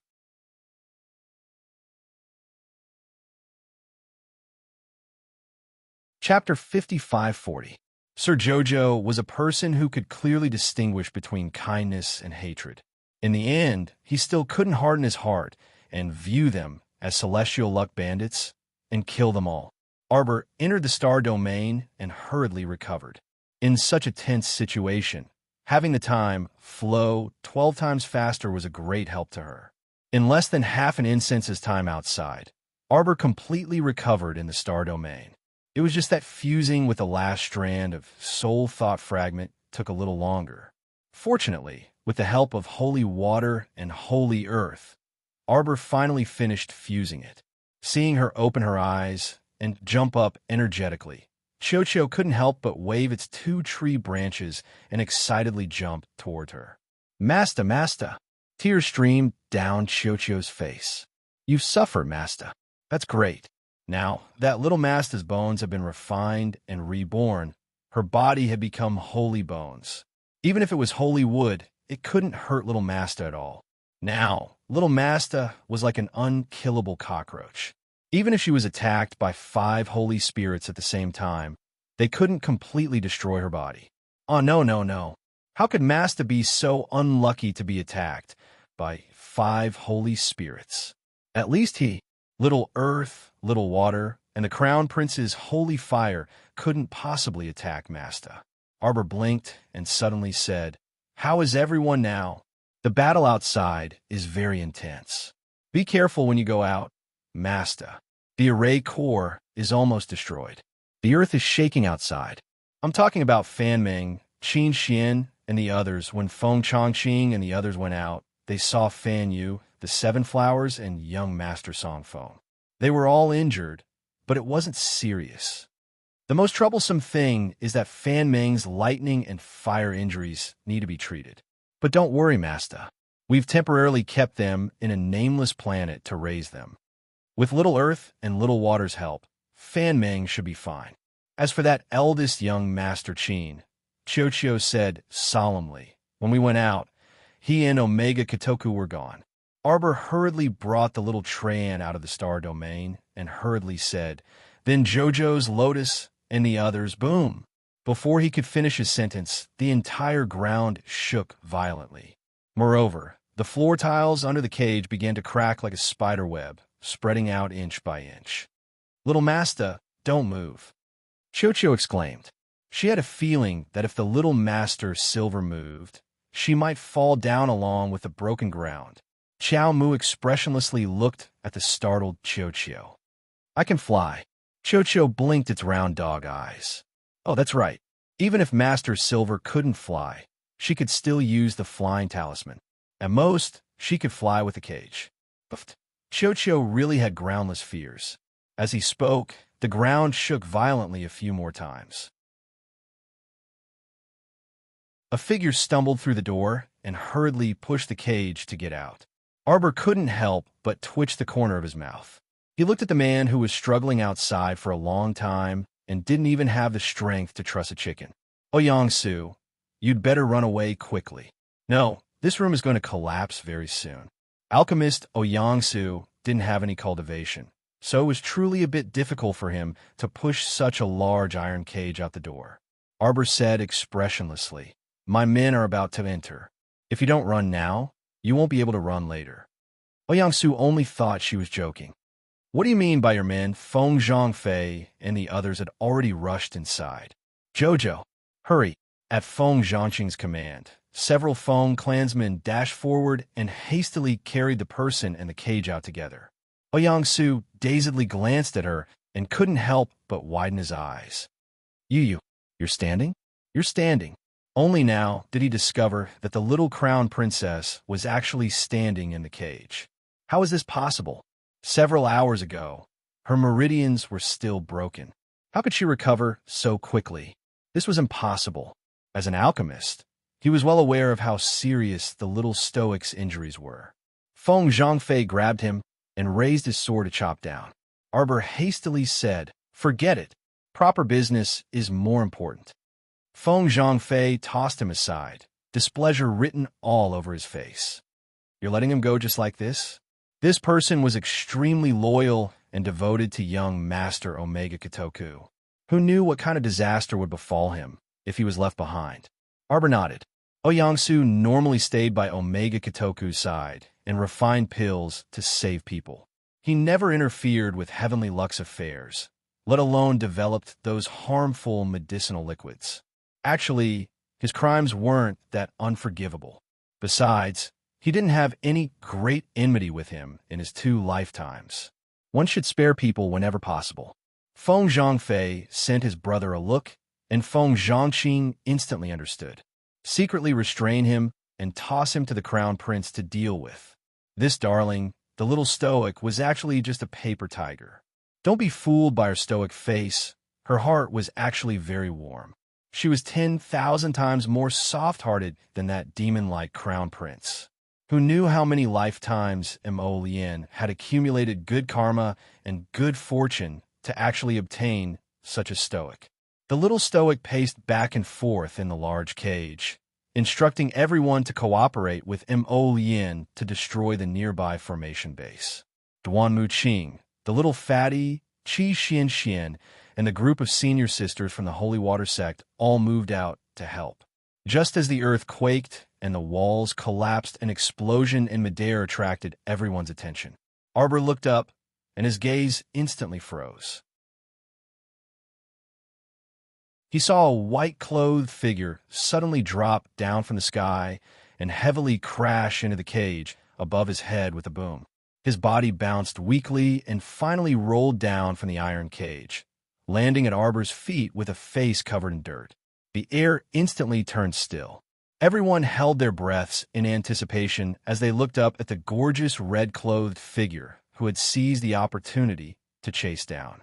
That person held a sword in one hand, and his grave and stern face was covered in austere, killing intent. His eyes that stared at eldest Qin seemed to be flickering with the flames of enmity. Arbor crouched down and hastily stretched his hand out of the cage to grab that person's wrist.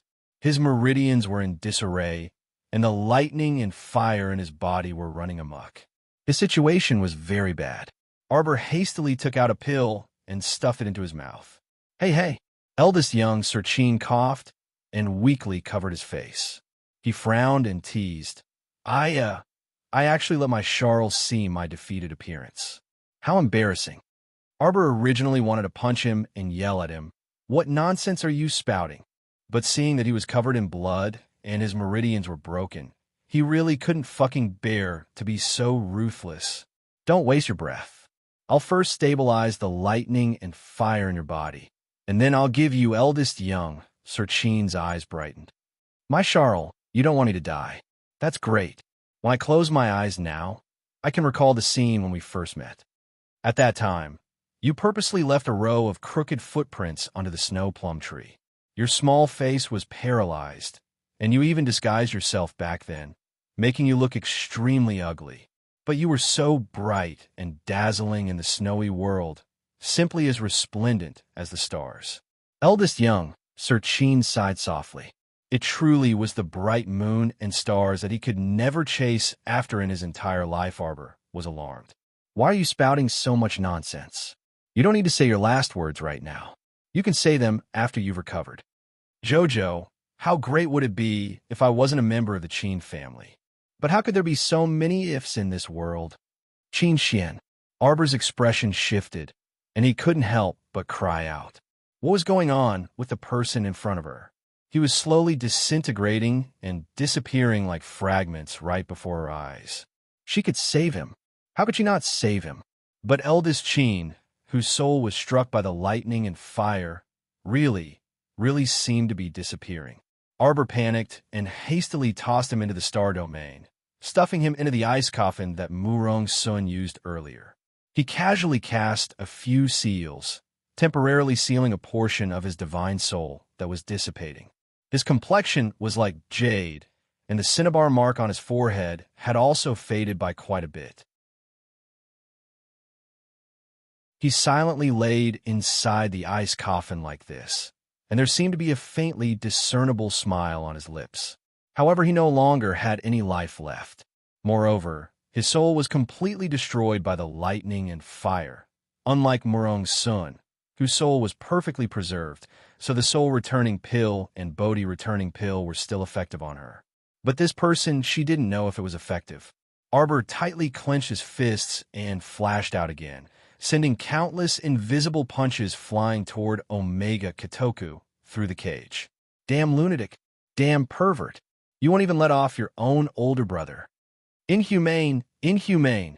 However, Omega Kitoku coldly dodged and stared intently at her. You lied to me. It turned out that she had already recovered. No, perhaps her conscience wasn't sealed at all from the start. She even brought eldest Qin into her mobile spirit domain. When he thought of this, jealousy and hatred flashed through Omega Kitoku's face. This girl Arbor truly would do anything that could infuriate him. Boom, boom, boom, boom. Omega Kitoku pounced onto the iron cage, and Feng Changqing and the others hastily rushed up to protect him. Everyone only heard a thunderous rumble that reverberated through the clouds. The city in front of them was disintegrating bit by bit like a sandstorm. Rubble and debris flew everywhere, and dust swirled in the air. Everyone felt their bodies sink, as if they were forcefully pulled by something, and all their objects fell down simultaneously. The flying talisman matrix was violently destroyed. The city turned into fine powder, and everything fell straight down. Arbor hastily slapped 2 flying talismans on herself before slapping the outside of the cage to stabilize herself.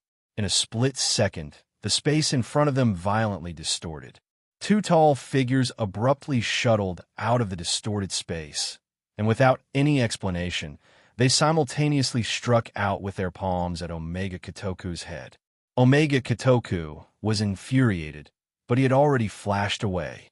Duanyu laughed brightly and said, "So it's you, second young master. Come, eat 2 of my thunder fireballs." Loud rumbling noises passed by in a flash. Duanyu supported the iron cage with one hand and giggled at the expressionless little stoic inside the cage. My Chiao, I didn't expect to meet you in this kind of situation."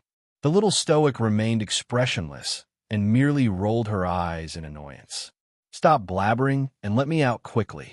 Without needing her to say anything, Emol Yin had already swiftly melted the iron cage in front of her. However, Duanyu couldn't resist chuckling. "Jojo, is this cage good? Make one for Lotus later and lock him up inside. It'll also save him the trouble of attracting bees and butterflies outside and being very annoying." Emol Yin was busy melting the iron cage and couldn't divert her attention to refute him, so she couldn't help but feel indignant. Duan Yu, this guy, was really trying to steal his woman. He'll leave this cage for him later.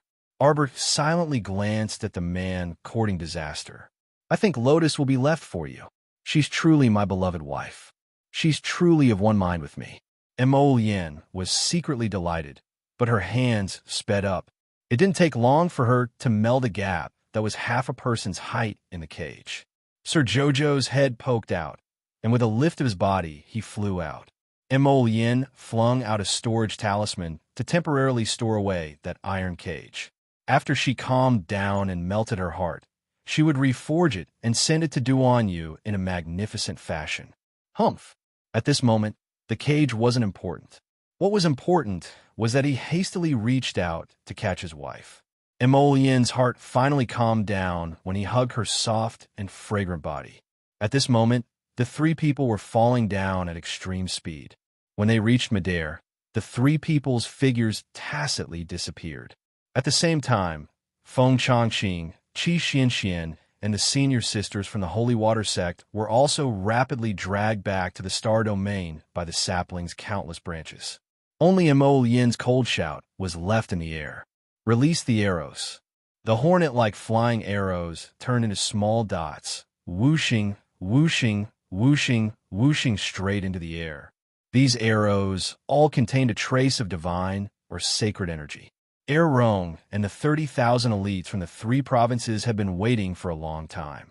When they heard the order, they released the arrows on the spot without saying anything. The arrows pierced through the heads of the numerous zombies that fell down. These zombies, whose mobility was far inferior to cultivators, were completely shot to death before they could react in the air. After the arrow attack ended, Arbor and his group appeared in the air again. They floated down to the ground at the same time as Duanmu Qing, Feng Changqing, and the senior sisters from the Holy Water sect. At this time, the place they were standing on was already a basin of ruins. Rows of heads suddenly popped out from the surrounding high ground. Rong Qing and the rest exclaimed in delight. Is everyone all right? Arbor's signature face was stoic. How could anything happen to us? He casually tossed out a storage talisman and released the 200,000 divine country guards he had brought with him. Mo Yin ordered solemnly, clean up all the zombies in the kingdom of Qingzhou. If you discover people in the base who haven't completely turned into zombies and still retain their consciousness, then keep them alive for now. Arbor pondered for a moment before instructing again. Yes, the divine country guards dispersed into action. After Crown Prince Rong waved his hand, the elites from the three provinces also moved together. Now that the kingdom of Qingzhou had become a wasteland, the only way to solve this problem from its root was to dispose of all the zombies that had turned into zombies. As for the remaining zombies that couldn't be recovered with medicine, they had to be disposed of as well. Otherwise, the situation would still spiral out of control. This couldn't be considered ruthless. It could only be said to be decisive. In order to preserve the majority of the population, they had to sacrifice the zombified portion of the population. Xiao Mu turned her head and looked at the desolated and dilapidated fences and dilapidated walls. Suddenly, he pulled Mo Yin's hand and retreated a few steps. Suddenly, a gurgling sound came from under her feet, and a hand as soft as noodles suddenly stretched out and abruptly grabbed Xiao Mu's ankle. Everyone was taken aback. Almost at the same time, they released countless streams of divine and saint power toward the hand. The power of the 5 spirits exploded, and the hand retracted in pain. But in the blink of an eye, 7 to 8 noodle-like hands emerged from the rubble and dragged Xiao Mu over. Jojo. Everyone was shocked and quickly chased after him. The noodle-like hands and feet stretched out endlessly from the ruins. It was so disgusting that it made them want to vomit. Duanmu Qing, Qi Xianxian, and the rest tried their best to chop off these hands and feet. However, these things kept popping out, and it made their hair stand on end. They couldn't help but be shocked. Master, Qiu cried out in shock. Arbor, however, was very calm. Don't panic. It's just a 1,000-year-old zombie. Don't worry. Let's see what he wants to do.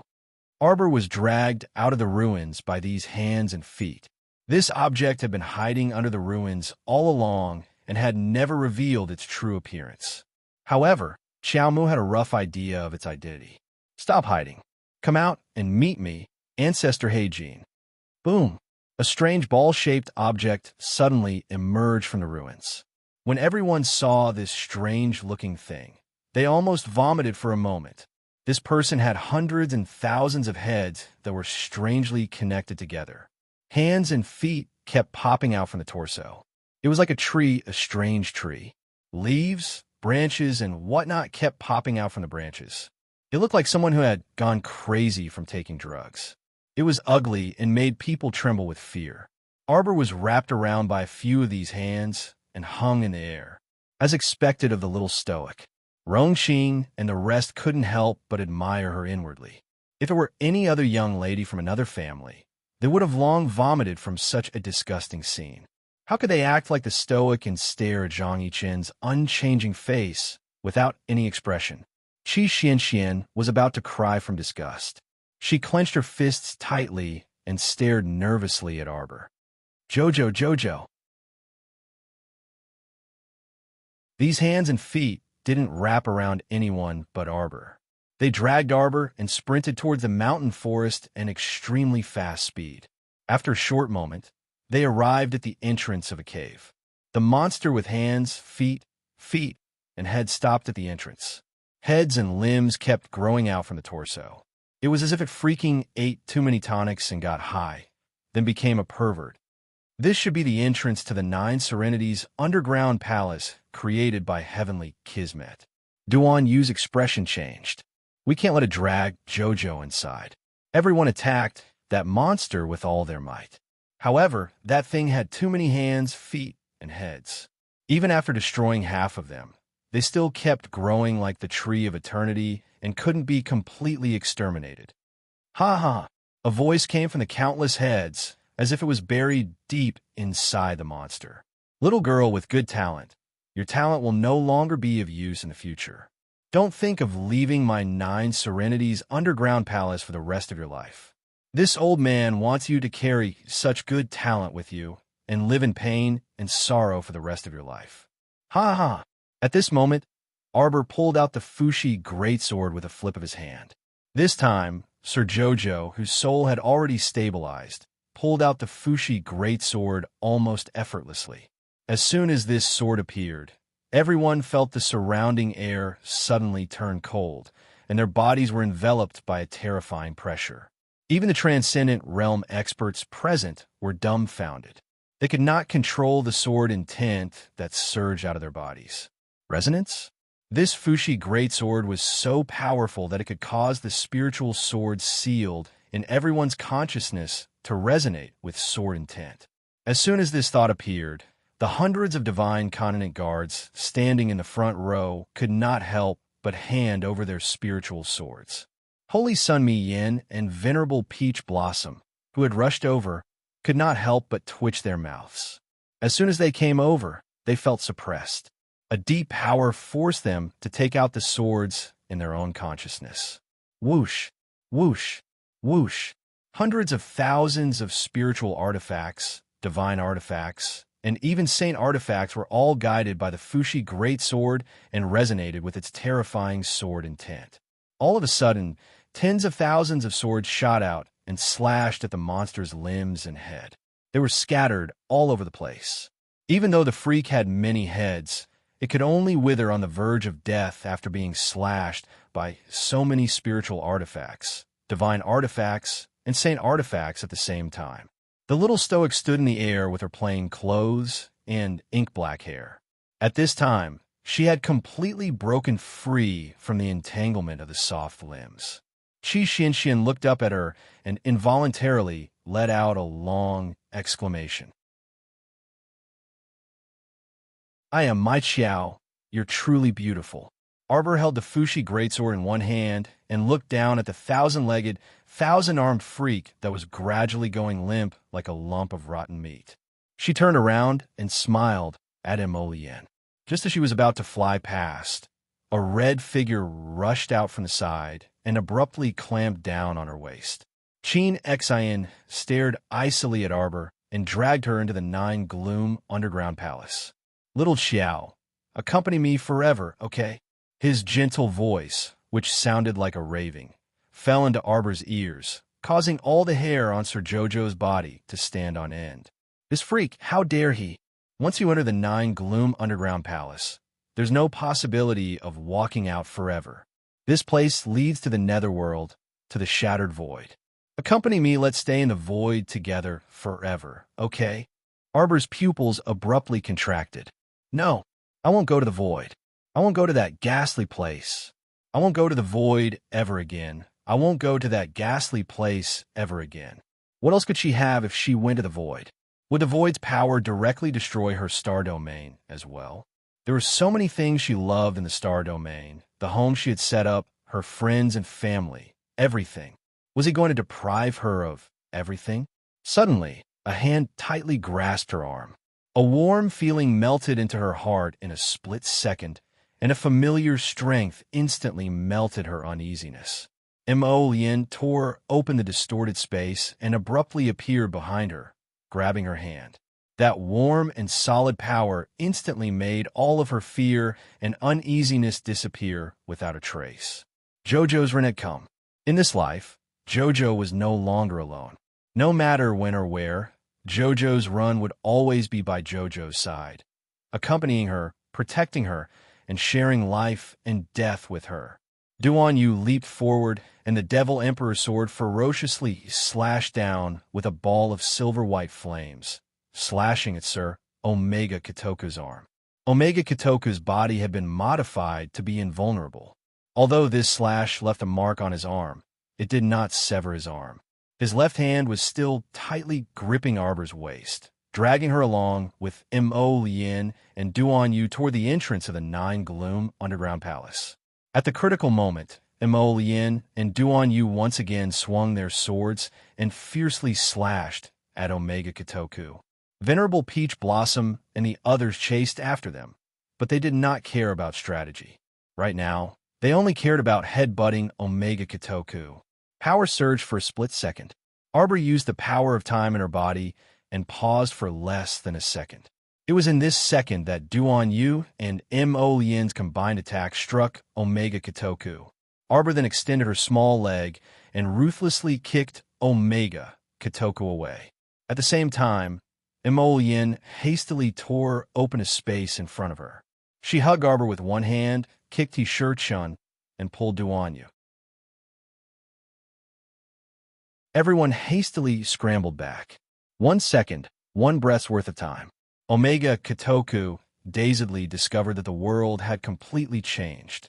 At this time, he was the only one left, and he fiercely fell toward the entrance of the Nine Gloom Underground Palace. Xiao Xiao. His furious roar was ruthlessly suppressed by a figure that followed after him. Arbor was originally afraid that this lunatic would jump out from that whatever Nine Gloom Underground Palace entrance. However, a beautiful figure inexplicably jumped out from the side and directly fell inside with Omega Kitoku in her arms. This whatever Nine Gloom Underground Palace was also very strange. It looked just like a cave. After the two figures fell in one after the other, that cave entrance abruptly closed. Only a mountain wall was left in front of them, and that cave entrance was completely gone. Everyone didn't dare to approach. Instead, it was Lotus who was dragging Jojo, who hastily retreated a few steps. Xiao Xiao hung on Xiao Lien's body like a koala. Her eyes were wide open as she tried her best to turn her head around.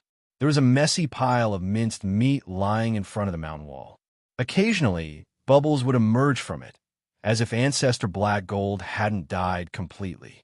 However, he was truly too disgusting, so no one wanted to approach him. It's fine. Emolian muttered to herself as she continuously patted Jojo's back. Beside her, Duan Yu, Hishurchun, and the others were also drenched in cold sweat, and their hearts couldn't stop thumping wildly. It was no wonder that Emolian was about to go crazy from fright. In that instant just now, they all thought that they were about to lose Jojo and lose her forever. Jojo patted her chest with one hand, while her other hand anxiously patted Emolian's chest. Don't panic. Everyone silently glanced at her. When they saw her sneakily looking around with her forehead drenched in sweat and lively appearance, their moods inexplicably improved. Chi Xianxian giggled and pulled Jojo off of Lotus. She hugged her tightly and pounded her back with all her might. "You scare me to death, Jojo." Su Shanshan, Little Pao, and the other holy water sex sisters also surrounded Arbor and hugged her in unison, nearly drowning her tiny arms and legs. "Little treasure." A startled cry descended from the sky. Arbor hastily pulled away Chi Xianxian and the others who were hugging her and looked up. She saw two figures swiftly descending and abruptly appearing in front of her. They were dressed in red and had similarly exquisite features. Their noble and gorgeous auras were exceptional and otherworldly. Chi Xianxian and the others couldn't help but be astonished.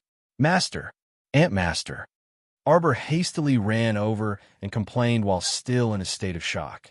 "Master, Aunt Master, I almost couldn't see you guys again. I was almost thrown into the void. That pile of flesh wanted to catch me and throw me into the void." She was scared to death, and her heart was still pounding even now. She didn't want to go anywhere. She only wanted to stay by Jojo's side. She wanted to stay by Jojo's side for the rest of her life. Xian Huang and Against the Sky hastily hugged her and checked her from head to toe before sighing in relief when they found that she was fine. After the two of them discovered that their disciple's Fushi greatsword had moved, they hurriedly rushed over and even released their husband along the way. They worked together to beat up the heavenly law before successfully running over. The annoying heavenly law kept saying that they couldn't act rashly, couldn't overstep their boundaries, and couldn't interfere with the matters here. Bullshit, their disciple was almost gone. Who would talk nonsense with him? "Little treasure, don't be afraid." Xian Huang held her little hand and patted her chest, then reached out and patted her. "It's all right now." Against the Sky couldn't help but twitch his mouth. "Xian Huang, call me senior sister." A certain someone glanced at him. Go over there and take a look." What was that thing? A pile of mincemeat was lying there motionless, and bubbles would appear from time to time. No one would believe that it was a person. At this moment, the pile of mincemeat suddenly rolled, and half a head with a blurry face appeared from the bubbles. Xian Huang? Xian Huang? You are Xian Huang." Against the Sky couldn't help but laugh out loud. Senior sister, this pile of mincemeat actually knows you? Senior sister? You are against the heavens. You are against the heavens? Xian Huang couldn't help but twitch her mouth and teased. "Junior sister, he knows you too." Speechless, I save me. Save me. That person roared in a deep voice. "Save me? What are you? Why should I save you?" Xian Huang couldn't help but roll her eyes. "Junior sister, go and deal with it. Look at it. It is already in this state, but it can still speak. What the hell is this thing? It is simply too unsightly and against the rules of human survival." Against the Sky pursed his lips, and with a swipe of his hand, a heaven-pointing sword appeared. Holding the sword, he took a few steps forward. That pile of mincemeat couldn't help but roar angrily. How? How dare you? Do you know who I am? I am you. Senior Brother Blackgold." Against the Sky's footsteps paused, and Sir Jojo couldn't help but tighten his grip on Master's hand. What? This person said that he was his master and martial uncle's senior brother. Then wasn't that Sir Jojo had been chopping his own martial uncle for so long? Jojo looked at Xian Huang's master, dumbfounded. Master also looked at Against the Sky with a dumbfounded expression. Did I hear wrongly? At this moment, Against the Sky had already walked in front of Ancestor Blackgold. Looking at the disgusting scene, his stomach churned. I'm going to vomit." "Junior sister, you're pregnant again?" "Pregnant your head." Against the Sky suppressed the urge to vomit, kept his sword, turned around, and ran. As he ran, he shouted, No, my heaven-pointing sword. I can't chop such a disgusting thing. Heavenly Tao, hurry up and use a thunder fire to destroy it. So disgusting." Boom! Along with the thunder flame, Ancestor Black Gold let out a lingering roar, heaven-defying. You treacherous thing! How dare you do this to your senior brother? Xian Huang, against the sky, you actually kill me twice. I will reincarnate for all eternity, and even if I become a ghost, I will not let you off. Those who obey the heavens prosper. Those who defy the heavens perish. Heavenly Tao will last for thousands of years and prosper with the world. Against the Sky was speechless as he turned back to take a look. All he saw was a pile of ash and smoke. The pile of meat had been blown away by the thunder fire.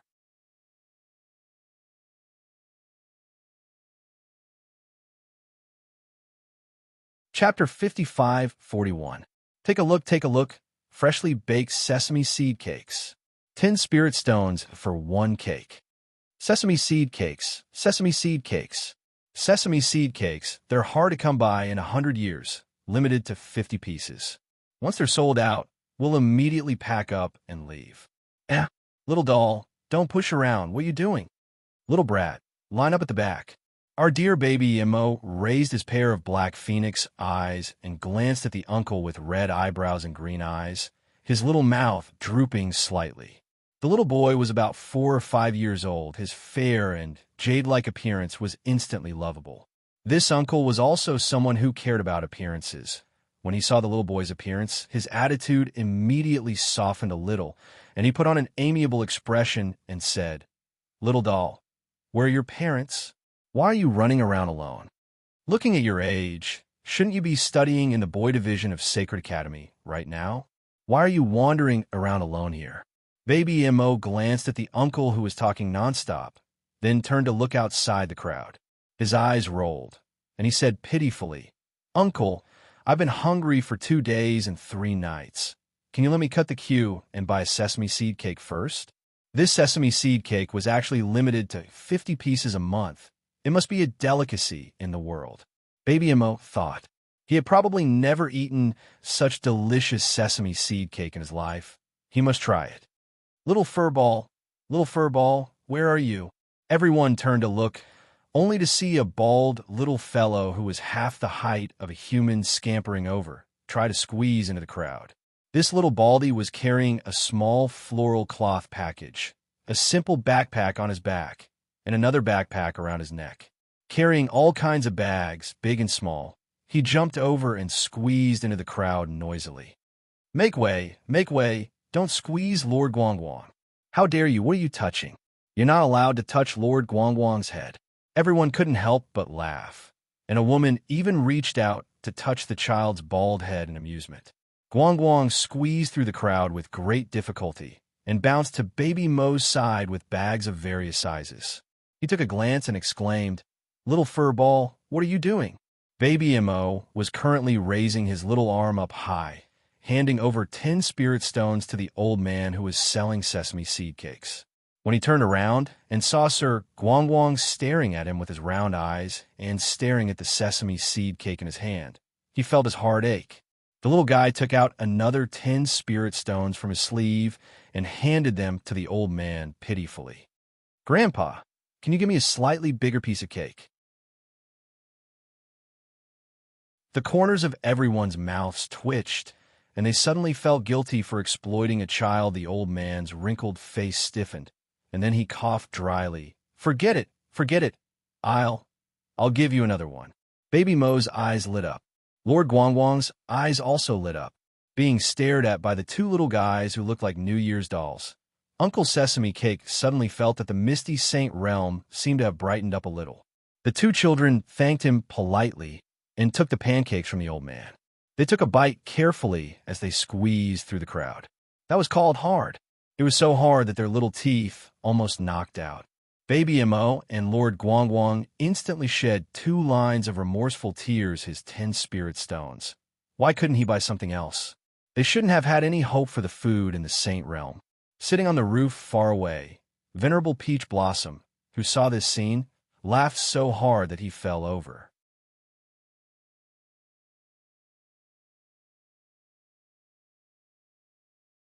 Chapter 55:42. Oh my God! Baby Mo, this little brat, really had an endless source of jokes every day.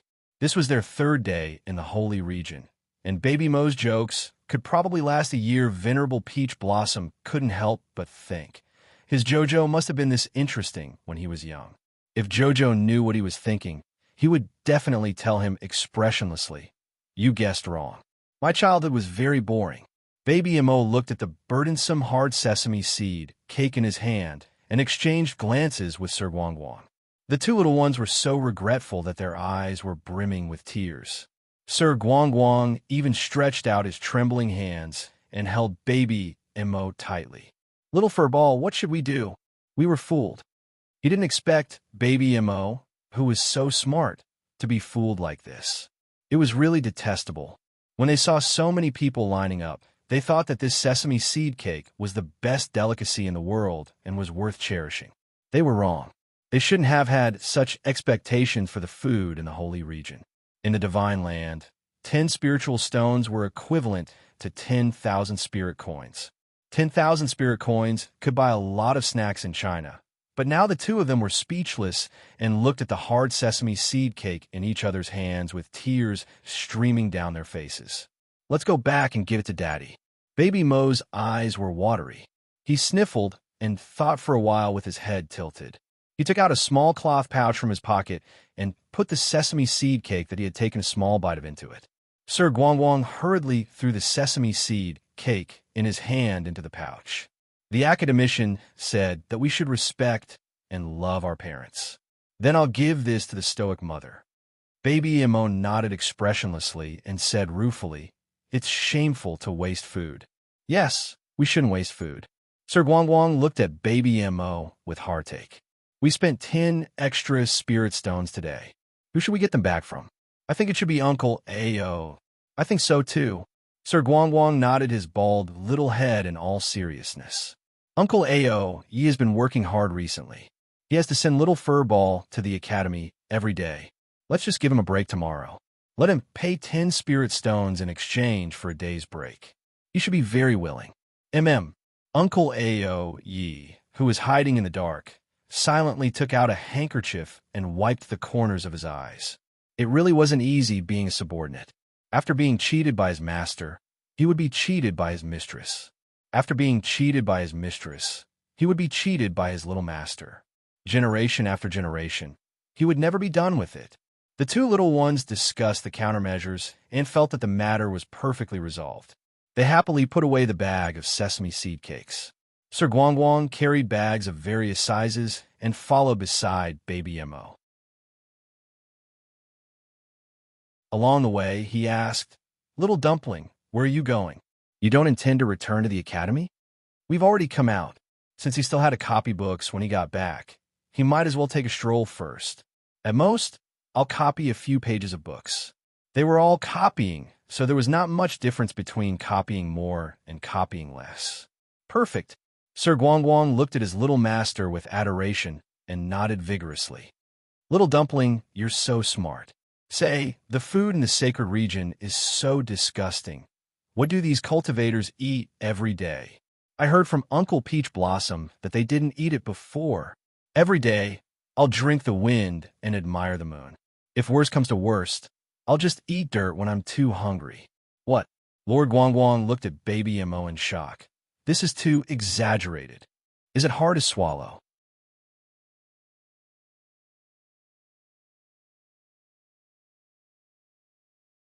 Chapter 55-43. Cough, cough, cough, cough. Supremacy Peach Blossom did not expect Baby Mo to misinterpret his words. When did he say that the people of the holy region had to eat dirt? The conversation between these two brats was full of holes. Baby Mo, this little scoundrel, had indeed inherited his father's sly personality. In fact, he was even worse than his father. "Little Furball, did you hear anything? Maybe Uncle Ao Yi is secretly following us again?" Baby Mo made a judgment based on his professional experience. Then, he shook his head expressionlessly. "Sigh, they're really worried sick." Lord Guangguang nodded repeatedly. "Yes, he's been following us all day. I already said that nothing would happen. Don't bother about him. Let's go. Uncle Ao Yi is no longer a child. He will follow us himself." Student Aoye, who had been following them, twitched his mouth silently. To be a shadow guard now, he had to have another skill to rely on. He held back his laughter. Lord Guangguang kicked Tada as he followed beside Baby Mo. Little Furball, there's only one market in the holy region. It wasn't easy to find an old man selling sesame seed cakes, but he's actually a swindler. The sesame seed cakes he sells are so disgusting. There are so many people beside him pulling in business for this old man.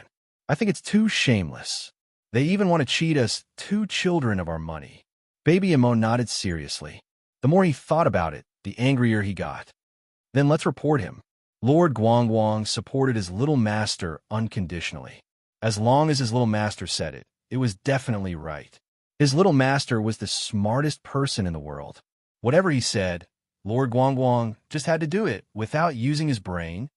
Little Furball, where should we go to report him? Do you remember? 2 days ago, 2 people came to greet Daddy. One was called Dongfang Yuzhu, and the other was called Beifang Yuzhu. The 2 little ones nodded. They looked at each other and said in unison, "What strange names." Little Furball, now that you mention it, I suddenly remember that there were 2 people like that. Daddy also said that they were 2 big brothers in the holy region, the people in charge or something. Let's go report one of them, the 2 little ones said in unison again. The 2 of them grumbled angrily along the way. It's too disgusting. That's right. My teeth almost fell out. Liar. Since there were so many people supporting them, they should all be arrested. Put them in prison. Little Dumpling, do you think there's a prison here?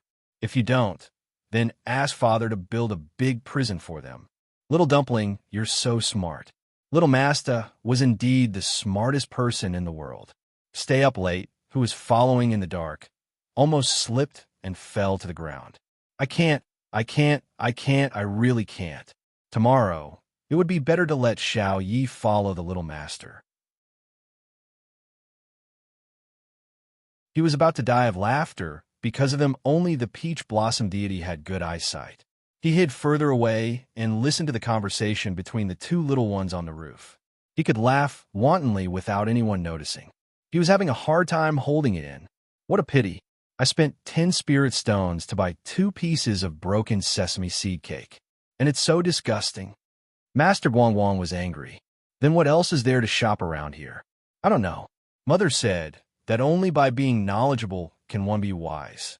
I feel that at our age, we should walk around more, shop more, and see more things. It's good for wisdom.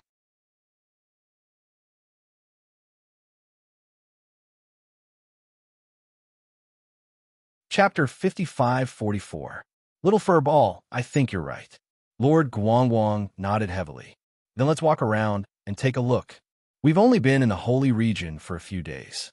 To be honest, we haven't walked around yet. Lord Guangguang followed Baby Mo with small steps. Yeah, I was sent to the Holy Academy by Daddy the moment I arrived. Baby Mo pouted. Yeah, Daddy's bad. Do you think he did it on purpose? He did it on purpose. Humph. He really doesn't want Little Furball to appear in front of Mommy all the time. Bad guy. The 2 little ones scolded angrily. Lord Guangguang suddenly tugged at Baby Mo's sleeve. Little Furball, look, these cultivator uncles in the holy region are so pitiful. Yeah, look at them walking on the road. All of them are drooping their heads as if they can't lift their spirits at all. They look so miserable. Daddy said that those who can ascend to the holy region should be at least mystique venerable rank. Lord Guangguang muttered softly. In our China, which mystique venerable rank big shot isn't unparalleled. Baby Mo nodded vigorously. The holy region should be full of transcendent rank cultivators, starting from mystique venerable rank. If they hadn't reached transcendent rank, it was probably because the children of these transcendent rank cultivators hadn't reached mystique venerable rank yet. For example, Baby Mo, or perhaps like Mommy, who came with Daddy, the relatives of transcendent rank cultivators? But look at them, wow, they're all dressed like beggars. That's right. How strange. Guangguang, let's be careful. They might all be pretending. Why would they want to pretend? I don't know. Baby Mo shook his head and said with a straight face, maybe they're trying to trick foreigners like us? The 2 of them looked at each other and nodded at the same time. They both felt that their suspicions were very reasonable. They had to be wary of these people. These actors might like to bully outsiders like them. The people of the Holy Region were like frosted eggplants. All of them drooped their heads and looked like they had nothing to live for as they walked past them. A gust of autumn wind rustled past. Baby and Mo turned around to take a look. Those figures seemed to be trembling slightly. Boom! A female cultivator who was originally walking in front of Baby Mo with a hunched back and drooping head suddenly fell to the ground without any warning. It was extremely sudden. The two little ones jumped back at the same time, holding each other's little paws. With nervous little expressions, they said in unison, "Be careful. Be careful. It's a scam. You can't help her." I've heard Grandmaster and Marshal Granduncle mention that people who suddenly fall in front of you are 100% scammers. If you help them up, you'll be blackmailed. I'll swindle you until your mansion becomes a thatched hut. The two of them hurriedly covered their small pouches, revealing a vigilant expression. At the same time, a tall white figure flashed to the side of the peach blossom god, who was lying on the roof. He saw this fellow holding the wine jug and laughing so hard that he slapped his thigh without a care for his image. The corner of his mouth couldn't help but twitch. "What's wrong?"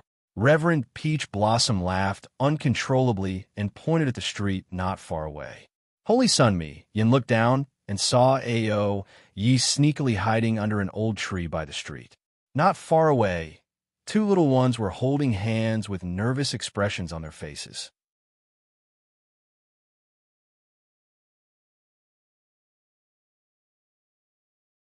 Chapter 55-45.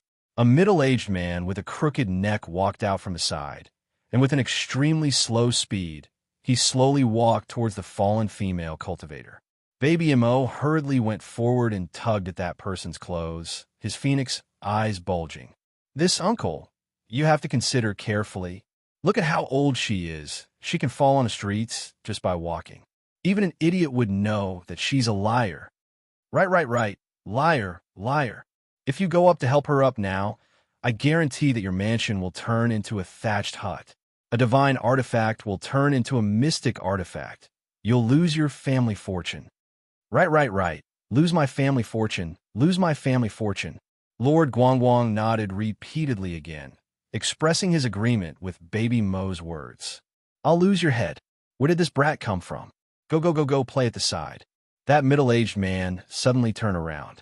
A pair of eyes glowed with a green light. On his unshaven face, two messy strands of long gray hair hanging in front of his forehead floated in front of his eyes. It's a corpse puppet. The two little ones suddenly hugged each other, crying out excitedly. Quick! Little dumplings, little dumplings." Lord Guangguang shouted. Baby Mo hurriedly took out a small booklet from his bosom, his little hands flipping through the pages. The two little heads huddled together, saying in unison, Look, it's recorded in Mother's corpse puppet roster. Eyes glowing green, slow movements, disheveled hair, dull eyes, unable to see its true appearance. This must be a mid-level corpse puppet. Quick! Freeze him! The two little ones hurriedly took out a few talismans from their sleeves and threw them over. The surrounding crowd silently watched the two's performance and could not help but twitch their mouths. That unlucky middle-aged man had over a dozen talismans stuck on his body, fluttering in the wind. This person was so angry that he reached out to grab the talismans that flew to his forehead, glaring at Baby Mo as he said angrily, "Who's a corpse puppet? How could that damn thing from the lower star domain come to our sacred region?" These two brats with damaged brains actually dared to call him a corpse puppet. He was so angry. "This is my daughter." The middle-aged man pointed at the female cultivator lying on the ground, his face darkening as he roared furiously. These two kids had so many tricks up their sleeves, he wondered which family they were from. Scamming? Scamming your head. Oh. The two children's black eyes moved, and they held each other's hands and took a step back at the same time.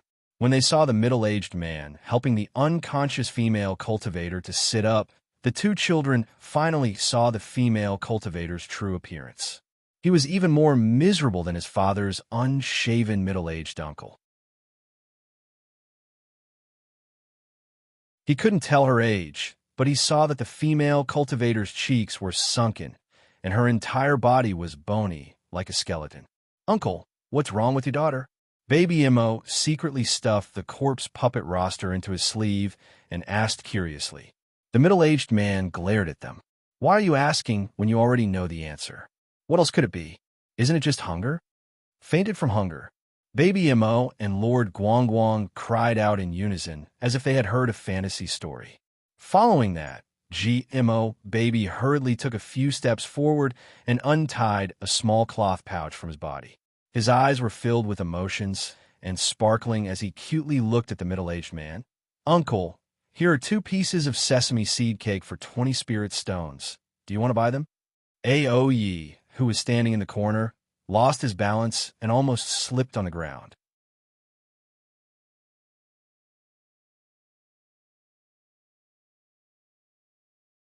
Chapter 55-46.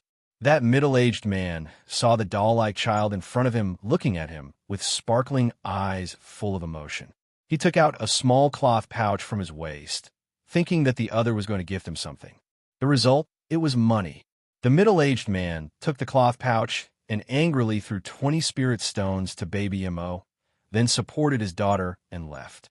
As he walked, he muttered, "Selling 2 sesame seed cakes for money. I don't know whose child is so shrewd." The Shouja who had seen Baby Imo buy sesame seed cakes earlier couldn't help but twitch their mouths as they watched. They thought to themselves, "If you knew this little brat was trying to get something for nothing, spending 10 spirit stones at the cost price, then selling it to you for a net profit of 10 spirit stones. The sesame seed cake he gave you, and each of them took a small bite, what would you think?" Baby Imo turned around and reached out a small paw with Guangguang Darren, excitedly bumping palms. "That's great," Guangguang Darren said happily. "Such a disgusting sesame seed cake. I finally don't have to bring it home to show filial piety to father and mother." "Little dumpling, we already sold that sesame seed cake to Uncle Idiot. Then are we still going to find that Dongfang Yuju and report that old grandpa?" Baby Imo had a serious expression as he nodded solemnly, saying, "We have to report when we see injustice.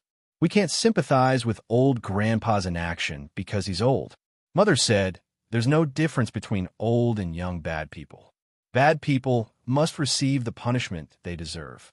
Guangguang Darren clapped his hands vigorously, giving face. "Little dumpling, you said it very well. Then where do we go to find Dongfang Yuju now?" This sacred region was a vast expanse of whiteness, and there weren't any manors or residences in sight. All of the Shouja habitually found a place to meditate and cultivate. "This place is really terrible." Baby Imo shook his little head speechlessly. "If we knew this damned place wasn't fun, we wouldn't have come here. But Stoic Mother said that we have to go everywhere to gain experience in order to grow. We can't limit ourselves to one place. We've already explored the entire divine continent in these 2 years. Baby Imo nodded. "Mother is right, but this sacred region is too simple and crude." "That's right. I think these transcendent realm cultivators are all like idiots. They don't even know how to build a house for themselves when they sleep in the wild. I heard from Uncle Rotten Peach Blossom that after they came here, they didn't even have a place to wash up." Baby Imo said expressionlessly with a taut face. "Unbelievable." Lord Guangguang also cried out, "Unbelievable. This is simply not a place for humans to pass through. It's said that you can only bathe once a year. Men and women live together. All of them look malnourished. If I tell little Yuan about this, he definitely won't believe me.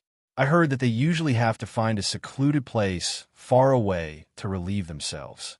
They also have to enclose the ground and make it into a prison, digging a deep hole.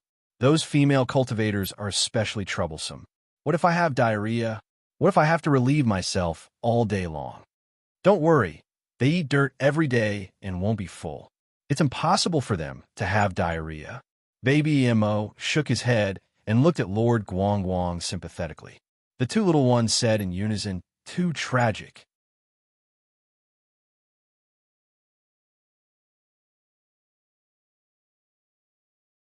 Chapter 55 47. Holy Sun Mi Yin, who was eavesdropping far behind the two, glanced at Divine Peach Blossom in amusement. I say, what do you usually talk about with the child? Did they talk about such funny topics all day long? Speechless, Ma Shurchin glanced at him. Do you think I'm the one who said that? It's most likely Mo Lien who told the child this. What about enclosing the land into a prison and digging a deep hole to relieve himself? How could he say such boring things? I told the child before that the conditions in the holy region are more difficult.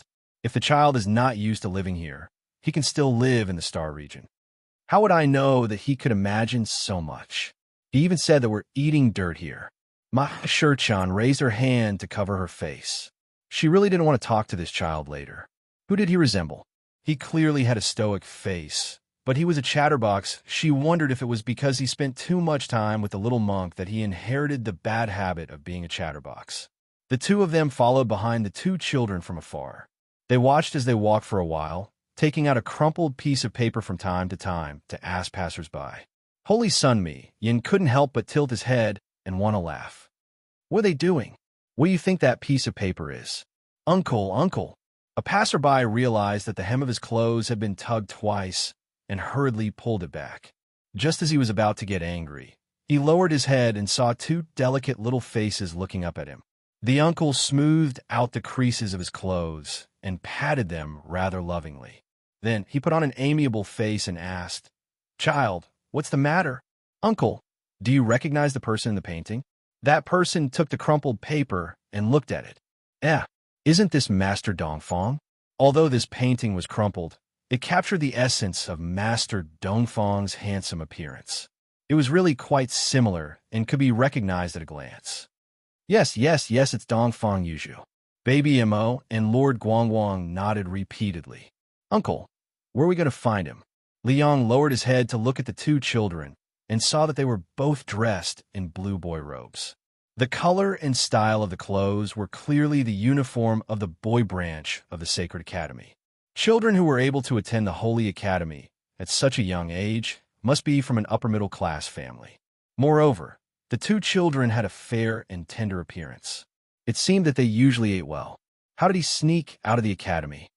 "My two little friends, why are you looking for Master Dongfang?" Baby Mo looked at him with curved eyes. "Uncle, let's report this to Dongfang Yuzhu." "Yes, report an old grandpa. He set up a stall on the street and hired a lot of people to help him. The sesame seed cakes he sells are very hard.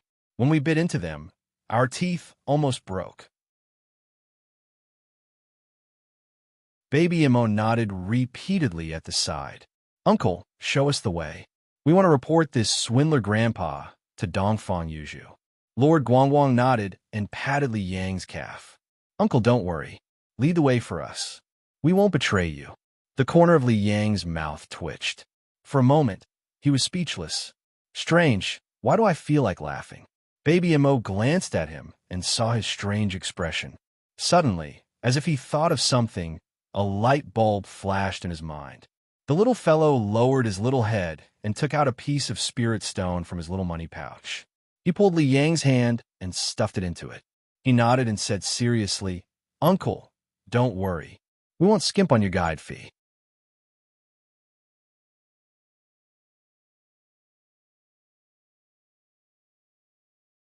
Chapter 55-48. Lord Guangguang nodded his little bald head. We're good people, Uncle." Li Yang's expression instantly looked like he didn't know whether to laugh or cry. Looking at the spirit stones stuffed in his hand and looking down at the two pairs of black eyes, Li Yang kept feeling like he even cheated the little kids of their money. He was simply wicked beyond redemption. Just as this fellow was uneasy and deliberating, not knowing what to say to appease the children. With a glance, he saw two noble young masters in luxurious brocade robes walking over with smiles on their faces. Looking at that incomparably noble appearance, one could tell that they were definitely not ordinary people. Li Yang hurriedly went forward and cupped his hands, asking with a smile, "Young masters, these two children they're our children." Hu Shurchin glanced at the children with a faint smile. Baby Mo and Lord Guangguang hurriedly lowered their little heads and rubbed the corners of their little clothes. Li Yong smiled as if relieved of a heavy burden and hurriedly cupped his hands with a smile. Then that's good. Young masters, please bring the children home. The holy region hasn't been very peaceful recently. There are often spirit beasts charging into the camp. It won't be good if they get hurt anywhere. Besides, looking at the clothes of the two young masters, I think they should be disciples of the Holy Academy's boy branch. The Holy Academy should still be in class right now. I don't know why they ran out. Hu Shichan bent down to pick up baby Mo and rub the little fellow's head. Him, he played truant to come out. Baby Mo blinked and hurriedly shook his head. No, we didn't play truant. Lord Guangwang pounced and hung on Hu Shichan's leg, saying hurriedly, we didn't play truant. The other students also went back. Hu Shichan raised her eyebrows and patted baby Mo's little head in amusement. Whether you played truant or not, go home and explain to mother. Baby Mo and Lord Guangwang sighed in disappointment at the same time. Arbor's party arrived at the Holy Region 4 days ago. Their current temporary residence in the Holy Region was a small row of 2-story bamboo buildings built by Chio on the day they arrived. There weren't many rooms. 2 or 3 of them were enough for the time being. Moreover, their bamboo house was just a smokescreen to fool outsiders. When they really needed to replenish their sleep, they were not stupid. Naturally, they would run to the star field to rest. Speaking of the sacred region, there was no distinction between day and night all year round. The environment was also very humid and full of haze. This place was covered by a layer of white fog all year round. The fog was very thick, effectively blocking everyone's line of sight. Even a mystique venerable Rang powerhouse would not be able to see clearly what was 3 feet away. Therefore, when Baby Mo said that he needed to find a secluded place to relieve himself, it was actually nonsense. He couldn't see anything clearly when he was 3 feet away, let alone when he was several meters away. The space of the sacred region was empty and boundless.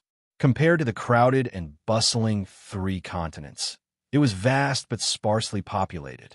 Generally, the practitioners of the sanctuary were used to finding a place rich in saint power to cultivate, and it was unlikely that they would gather together. In Jojo's place, it was rare to see a group of people living in a row of small bamboo houses and cultivating together. For days ago, when they arrived at the sacred region, they were surrounded by people. There was no other reason. It seemed that it had been too long since anyone had ascended to the sacred region. This time, they came with more than 30 people, which was simply shocking. If Lord Jojo knew what the people of the sacred region were thinking, he would definitely snort and laugh at them for making a fuss over nothing. What these people saw was just the tip of the iceberg.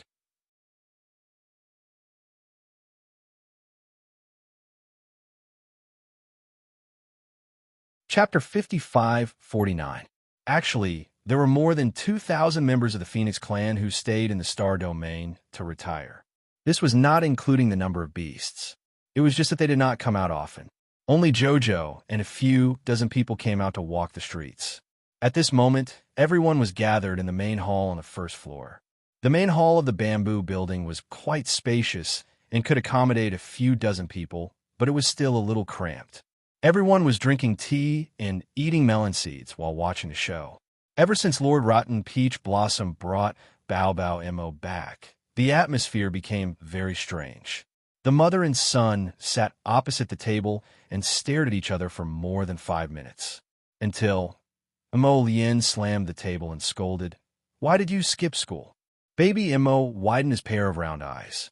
Before he could protest, a childish wail came from the side. Wah! Princess Wushuang, who was holding the baby and watching the show, was shocked. She looked down and did not know whether to laugh or cry. "Why are you crying? Your eldest uncle didn't scold you." This was too funny. Really, the 3-year-old Fu Yun's face was red, and he looked at Princess Wushuang pitifully. He sobbed and said, "I heard that we have to go to school at the age of 5. I have more than a year before I'm going to be like Brother Tuanzi and have to go to school to suffer. I really feel the same way." Everyone burst out laughing and looked at him speechlessly. Lord Guangwang nodded in agreement and let out a long sigh. "Little Yun Yun, Cherish the good times you have now. Third young Master Fu. Why did you leave early today? Lady Chow Chow had a stoic expression on her face. She glanced at her husband, who was slamming the table, and said seriously, "You can't learn from your father. Understand? Emolien." He retracted his hand and looked at his expressionless wife, and then at his equally expressionless son. He was speechless. Who was his son learning from? His wife always pushed the blame to him. How did he get out of it? Today, Teacher Zhang was teaching. Halfway through, there was a fatty, baby Mo glanced at his mother's expressionless face, and his voice softened. Fat classmate suddenly stood up and rushed forward to kick the teacher twice. The teacher was furious. He punished the fat student and left in a hurry. I thought that since it was still early, I would go for a stroll on the streets. Stoa Joe's expression was normal, but he was slightly puzzled. Why did he feel that this plot was a little familiar? His face did not reveal the slightest clue as he asked indifferently, "What did you do?" I saw him bullying other students, so I stuck 2 Berserk talismans on his, but everyone couldn't help but twitch their lips. Little Fu Yun asked with a face full of admiration, "Big brother, how is that fatty? He's miserable." Baby Mo turned his little head and said with bright eyes, he was hit on the hand by the teacher with a ferule. He cried until his snot bubbles came out. Emolien couldn't help but roll her eyes. "Then guess what happened to you? Will you be more miserable than that student?" Baby Mo's eyes were as round as saucers as he rolled off the stool and ran towards the stairs with his 2 short legs.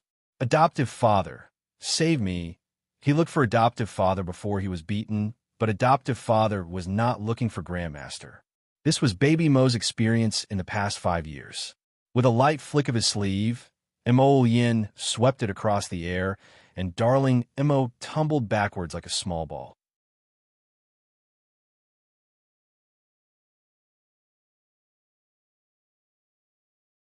Chapter 5550. However, when her small body rolled halfway, she was intercepted by a floating figure, who quickly scooped her up and held her in his arms. Upon catching a whiff of a familiar scent, the little fellow's survival instincts were extremely strong, and he scrambled on all 4s, frantically shrinking into the newcomer's embrace. He called out childishly, adoptive father, Daddy wants to beat me. He even threatened me. He said he would make my ending very, very miserable."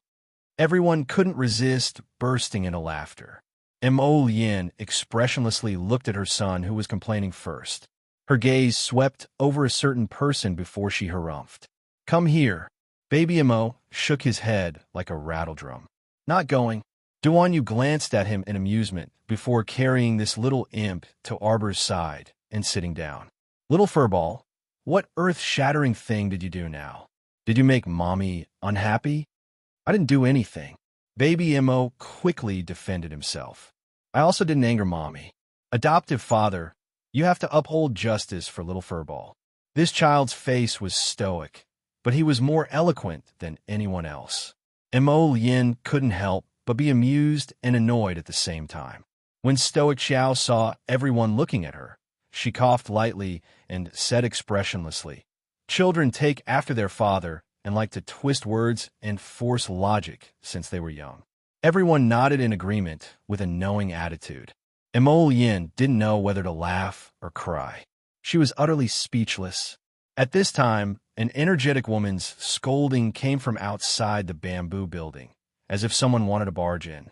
However, she was stopped by Ao Yi and Xiao Yi, who were guarding outside. Arbor blinked and asked his son seriously, "Did you reach out to hit that fat classmate?" Baby Emo shook his head and answered with certainty, "I didn't even touch him with a single finger."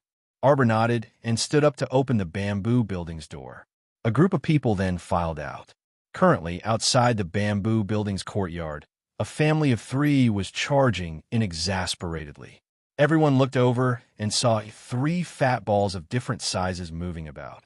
Outside, there were several busybodies who were watching the show. Seeing several dozen people coming out of the bamboo building, the 2 big fat balls retreated a few steps. They pointed at Xiao, Mu, and company through the bamboo fence and bellowed. You don't think that you can make people feel afraid just because you have the advantage in numbers? Arbor raised his eyebrows. The woman, whose arms were 4 times as thick as Lord Jojo's, raised her voice and asked angrily, "Son, was he the one who did it?" It's him, it's him." He had suddenly thrown out a purple talisman. Then I fell to the ground. That Baldy was especially bad. He roared, and the other students all rushed over to hit me. Wah, wah. The fat ball-like woman suddenly slapped the bamboo fence and roared. Did you hear that? Stay up late silently took a step back to avoid the woman's saliva. The little fur ball was currently using its 2 paws to cover its eyes, and its little head was forcefully leaning against Duan Yu as it stubbornly insisted. I just didn't hit him. I didn't even lay a finger on him. Duan Yu couldn't help but be amused. What exactly happened? It seemed that this little fellow only told the story of the first half, and would even secretly hide the truth from them and hold back the second half. Guang Guang. Sir Guang Guang took small steps and hastily moved in front of everyone, his expression filled with righteous indignation. Stoic Mother. He was the one who bullied us first. Stoic Xiao was speechless and looked down at him. He was the one who bullied Xiaohua first. We beat him up as an eye for an eye and upholding justice.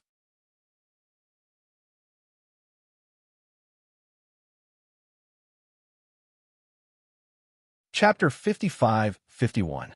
That's right. As the saying goes, evil cannot prevail over good. Grandmaster said so. Although justice will be late, it will come one day. Baby Mo had a righteous expression as he nodded and said, Fatso classmate, he has been abusing us for so long. It's time for someone to teach him a lesson. And I and Guang Guang are coincidentally suitable candidates. Everyone. This little brat's words were dignified, but could not hide his deceitful nature. Arbor looked at his son expressionlessly, then turned to look at the flustered and exasperated woman who was stomping her feet, and said indifferently, How do you plan to settle this? Fatso's family of 3 glared at Arbor with the same angry expression. Do you even need to say it? Of course, you have to apologize to my son. The woman said indignantly, My son was beaten up to this state. You have to pay all the medical fees. How much? The woman's expression flickered slightly, and she pointed at the row of bamboo houses behind Arbor. My son was beaten to a pulp by your son. The medical fees are expensive. You have to use the row of houses behind as collateral for the medical fees. The group of people behind Arbor looked at each other silently, and they all thought to themselves, this Fatso's family of 3 is really asking for an exorbitant price. They actually came for their house. Speaking of this row of 2-story bamboo houses, they had really been in the limelight in the holy region recently. 4 days ago, when their group of more than 30 people openly entered the holy region, it immediately caused a commotion. The first thing they did on the afternoon of the first day they arrived was to build the houses. When Jojo expressionlessly built the bamboo houses, he attracted many people to come and watch. Many kind-hearted people came forward to strike up a conversation with them. At that time, they all tried to persuade her, Young madam, don't be stupid. The holy region is filled with holy power. The bamboo houses you built using one of the 5 spirits, the wood spirit, will be washed away by the holy power in less than 10 minutes. Their Jojo continued to build the houses calmly, without any distractions, and he did not even glance at the others. In the end, these people became anxious and continued to persuade her one after another. Madam, don't be so unconvinced. That's right. Let me tell you, you've spent so much with spiritual energy to build this bamboo building. When the time comes, it will still collapse. Thus, Jojo, Sama built the 2-story bamboo building expressionlessly amidst the murmurs of the crowd. A sensation? Naturally, it was sensational. First of all, everyone was suspicious of this young madam's inner world. Who the hell would put a bunch of bamboo in their inner world instead of other precious items?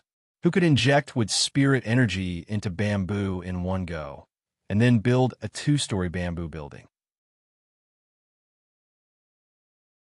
How could the wood spirit energy not be exhausted after consuming so much? Everyone was very curious about their Charles. For the past 4 days, there were many busybodies who came here every day to see if the bamboo building would collapse. The result was obvious. The bamboo building didn't collapse, and there wasn't even the slightest sign of cracking. How could a bamboo house made of holy wood be destroyed by the holy power in the sanctuary? Stop joking, okay? The first luxurious villa in the holy region was born just like that.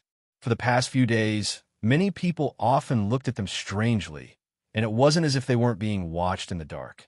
It was just that more than 30 of them had ascended here, and they didn't seem to be afraid of trouble. Therefore, they turned a blind eye to those who were sneakily snooping around.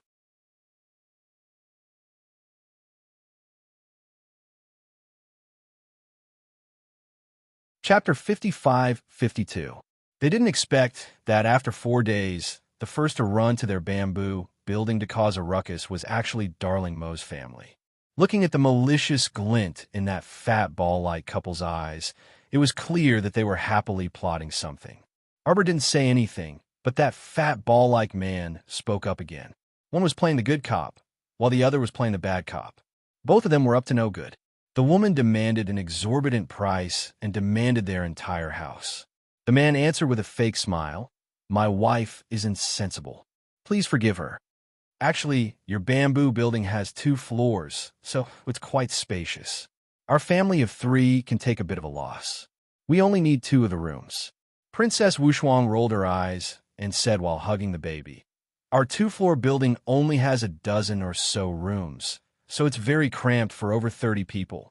Apologies, there's no room for you." The fat ball-like woman was enraged.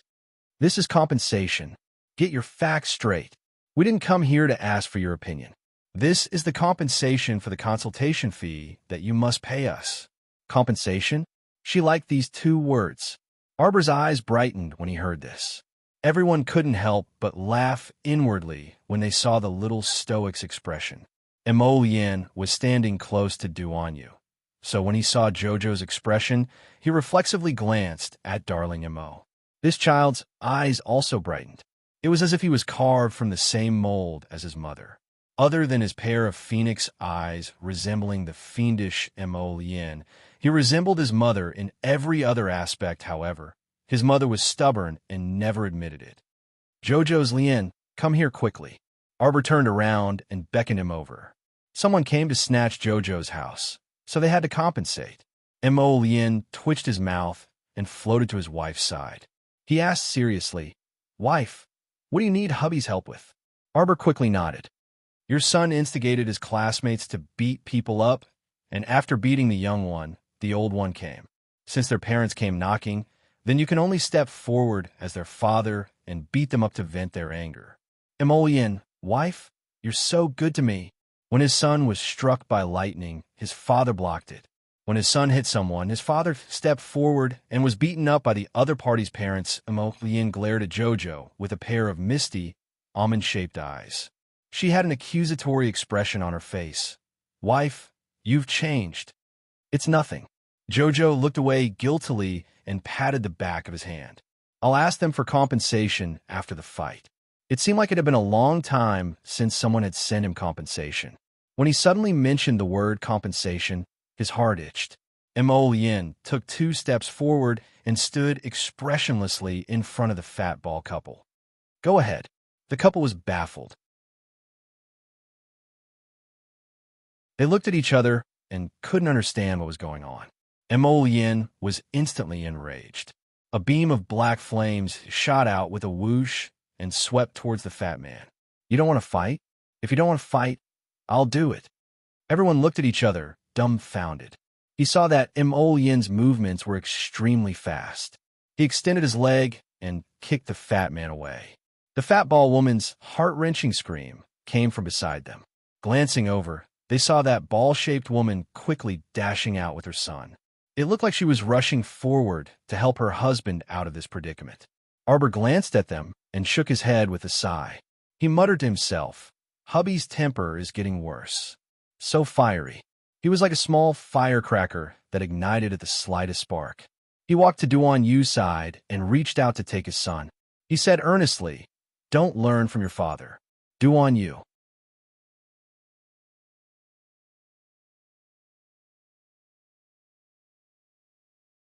Chapter 55-53. Mother, the fat classmate is really a bully. When we were studying, he used the spirit snake to scare Xiaohua and the rest. Immerse. Arbor looked down at his son. Mother believes you. But if you encounter this kind of situation in the future, you can use a better method to resolve it. Okay, then I'll think about it in the future. Baby Mo looked at his mother with sparkling eyes. Mother, why did that fat classmate's parents come snatch our house? Because they are shameless. Arbor said expressionlessly. Mother painstakingly built this house. They reaped without sowing and only wanted to extort and extort. For this kind of person, we should make them bleed appropriately and spit out a bit of compensation. Because they wasted our time on these senseless matters, they have to compensate us whether it is the cost of our time or the mental damage. Princess Wushuang's mouth twitched. Sister-in-law's words seemed to make a lot of sense. Baby Mo's eyes were sparkling as he nodded repeatedly. Then why don't they build their own house? I strolled around the holy region today and felt that the people there are all very strange. Duan Yu and the rest couldn't resist laughing when Baby Mo recounted what he saw and heard today, especially when he talked about the group of shills around the pancake seller grandpa. Baby Mo was filled with righteous indignation, which amused everyone to death. Arbor expressionlessly looked down at his son. Little furball, you can't report the old grandpa. Why? Didn't Mother say that there is no difference between old and young bad people? The old grandpa isn't a swindler, and those around him aren't shills. Arbor thought about it and felt that it was a bit troublesome to explain. So he reflexively glanced at Duan Yu beside him and said solemnly, "You say it." Duan Yu understood this girl too well. She had always been keen on tossing those time-wasting explanations to other people. He couldn't help but chuckle inwardly as he carried the chubby Baby Mo back. Little fur ball, adoptive father will tell you about the prices in the holy region. The little fur ball nodded. Okay. A moment later, Baby Mo finally figured out the prices here, and his face was full of lamentation. I didn't expect. This holy region's resources are so barren. One pancake costs 10 spirit stones, and people are madly fighting over it. The life of the people of the sanctuary was too difficult. It's hard to imagine. When everyone heard his old and heavy tone, they couldn't help but want to laugh. Especially when Lord Guangguang chimed in. Then it's fortunate that we didn't report the old grandpa to Dongfang Yuzhu. Otherwise, wouldn't the old grandpa be finished? Dongfang Yuzhu? It couldn't be the one they were thinking of, right? Duan Yu face-bombed. Do you know where to find Master Dongfang? We asked for directions with the portrait. Sir Guangguang took out a crumpled piece of paper from his sleeve. Venerable Peach Blossom picked it up and took a look. He couldn't help but burst out laughing. The drawing is pretty good, but little dumpling, can you tell me what the 3 words beside it are? Arrest warrant. Baby Mo said in all seriousness. Seeing that everyone wanted to laugh, he hurriedly pointed at his mother. I've seen Mother writing these 3 words on a stack of drawing paper. He was just following the pattern. Baby Mo had asked Daddy what a warrant for arrest meant, and Daddy had said that it meant to search for someone. Wasn't that the case? Stoic Chow expressionlessly turned around and faced everyone with the back of his head. Everyone couldn't hold back their laughter.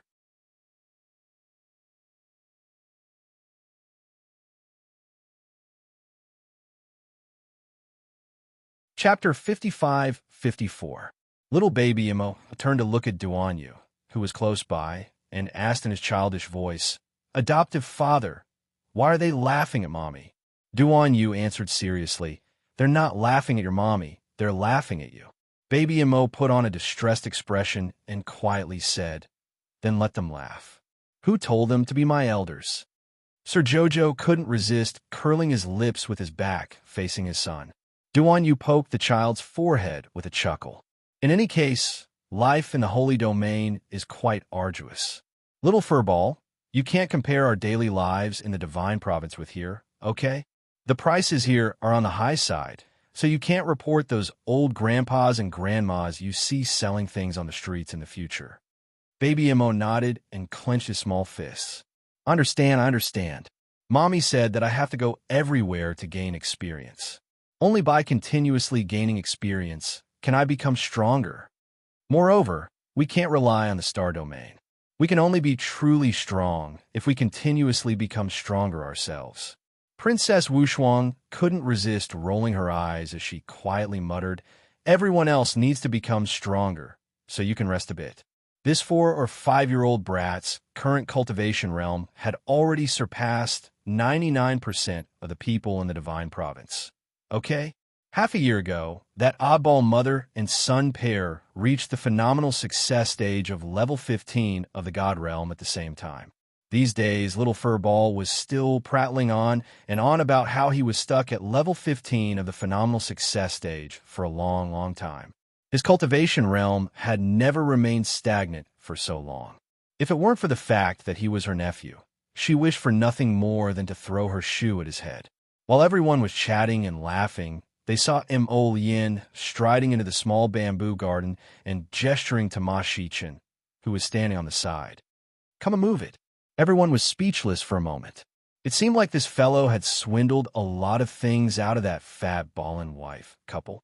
When everyone went out, they saw a pile of sparkling spirit stones on the ground.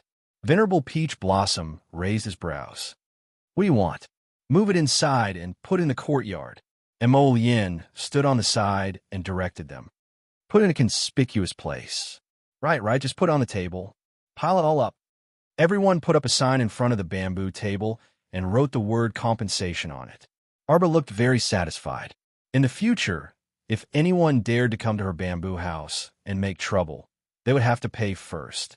Since he had nothing to do, he decided to see if he should build a JoJo restaurant in the sanctuary. Even if she couldn't be the island master, she could at least be the tower master. "Little dumpling, you have to go to school tomorrow, okay?" Mo Yin glared at her son sternly. "If you play truant again, I'll give you a good spanking." Baby Mo flopped into Duan Yu's arms and wailed, "Adoptive father, why are you being so fierce?" Duan Yu glanced at him irritably. "It's not like Xiao Tuanzi is a disobedient child." Baby Mo nodded repeatedly, indicating that he was very obedient. Fu Yun sobbed at the side. Princess Wushuang was dumbfounded. She lowered her head and looked at her son. "Son, why are you crying?" "I already said that I'm not yelling at you." "Mother, are you especially hoping that I can suddenly grow 2 years older right now, so that eldest brother and I can go to the academy together, so that we won't bother you?" Princess Wushuang inwardly mused. "You can tell even this?" "Mother, the way you looked at my eldest brother just now was especially envious." Little Fu Yun wiped his tears and sobbed. "Don't deny it."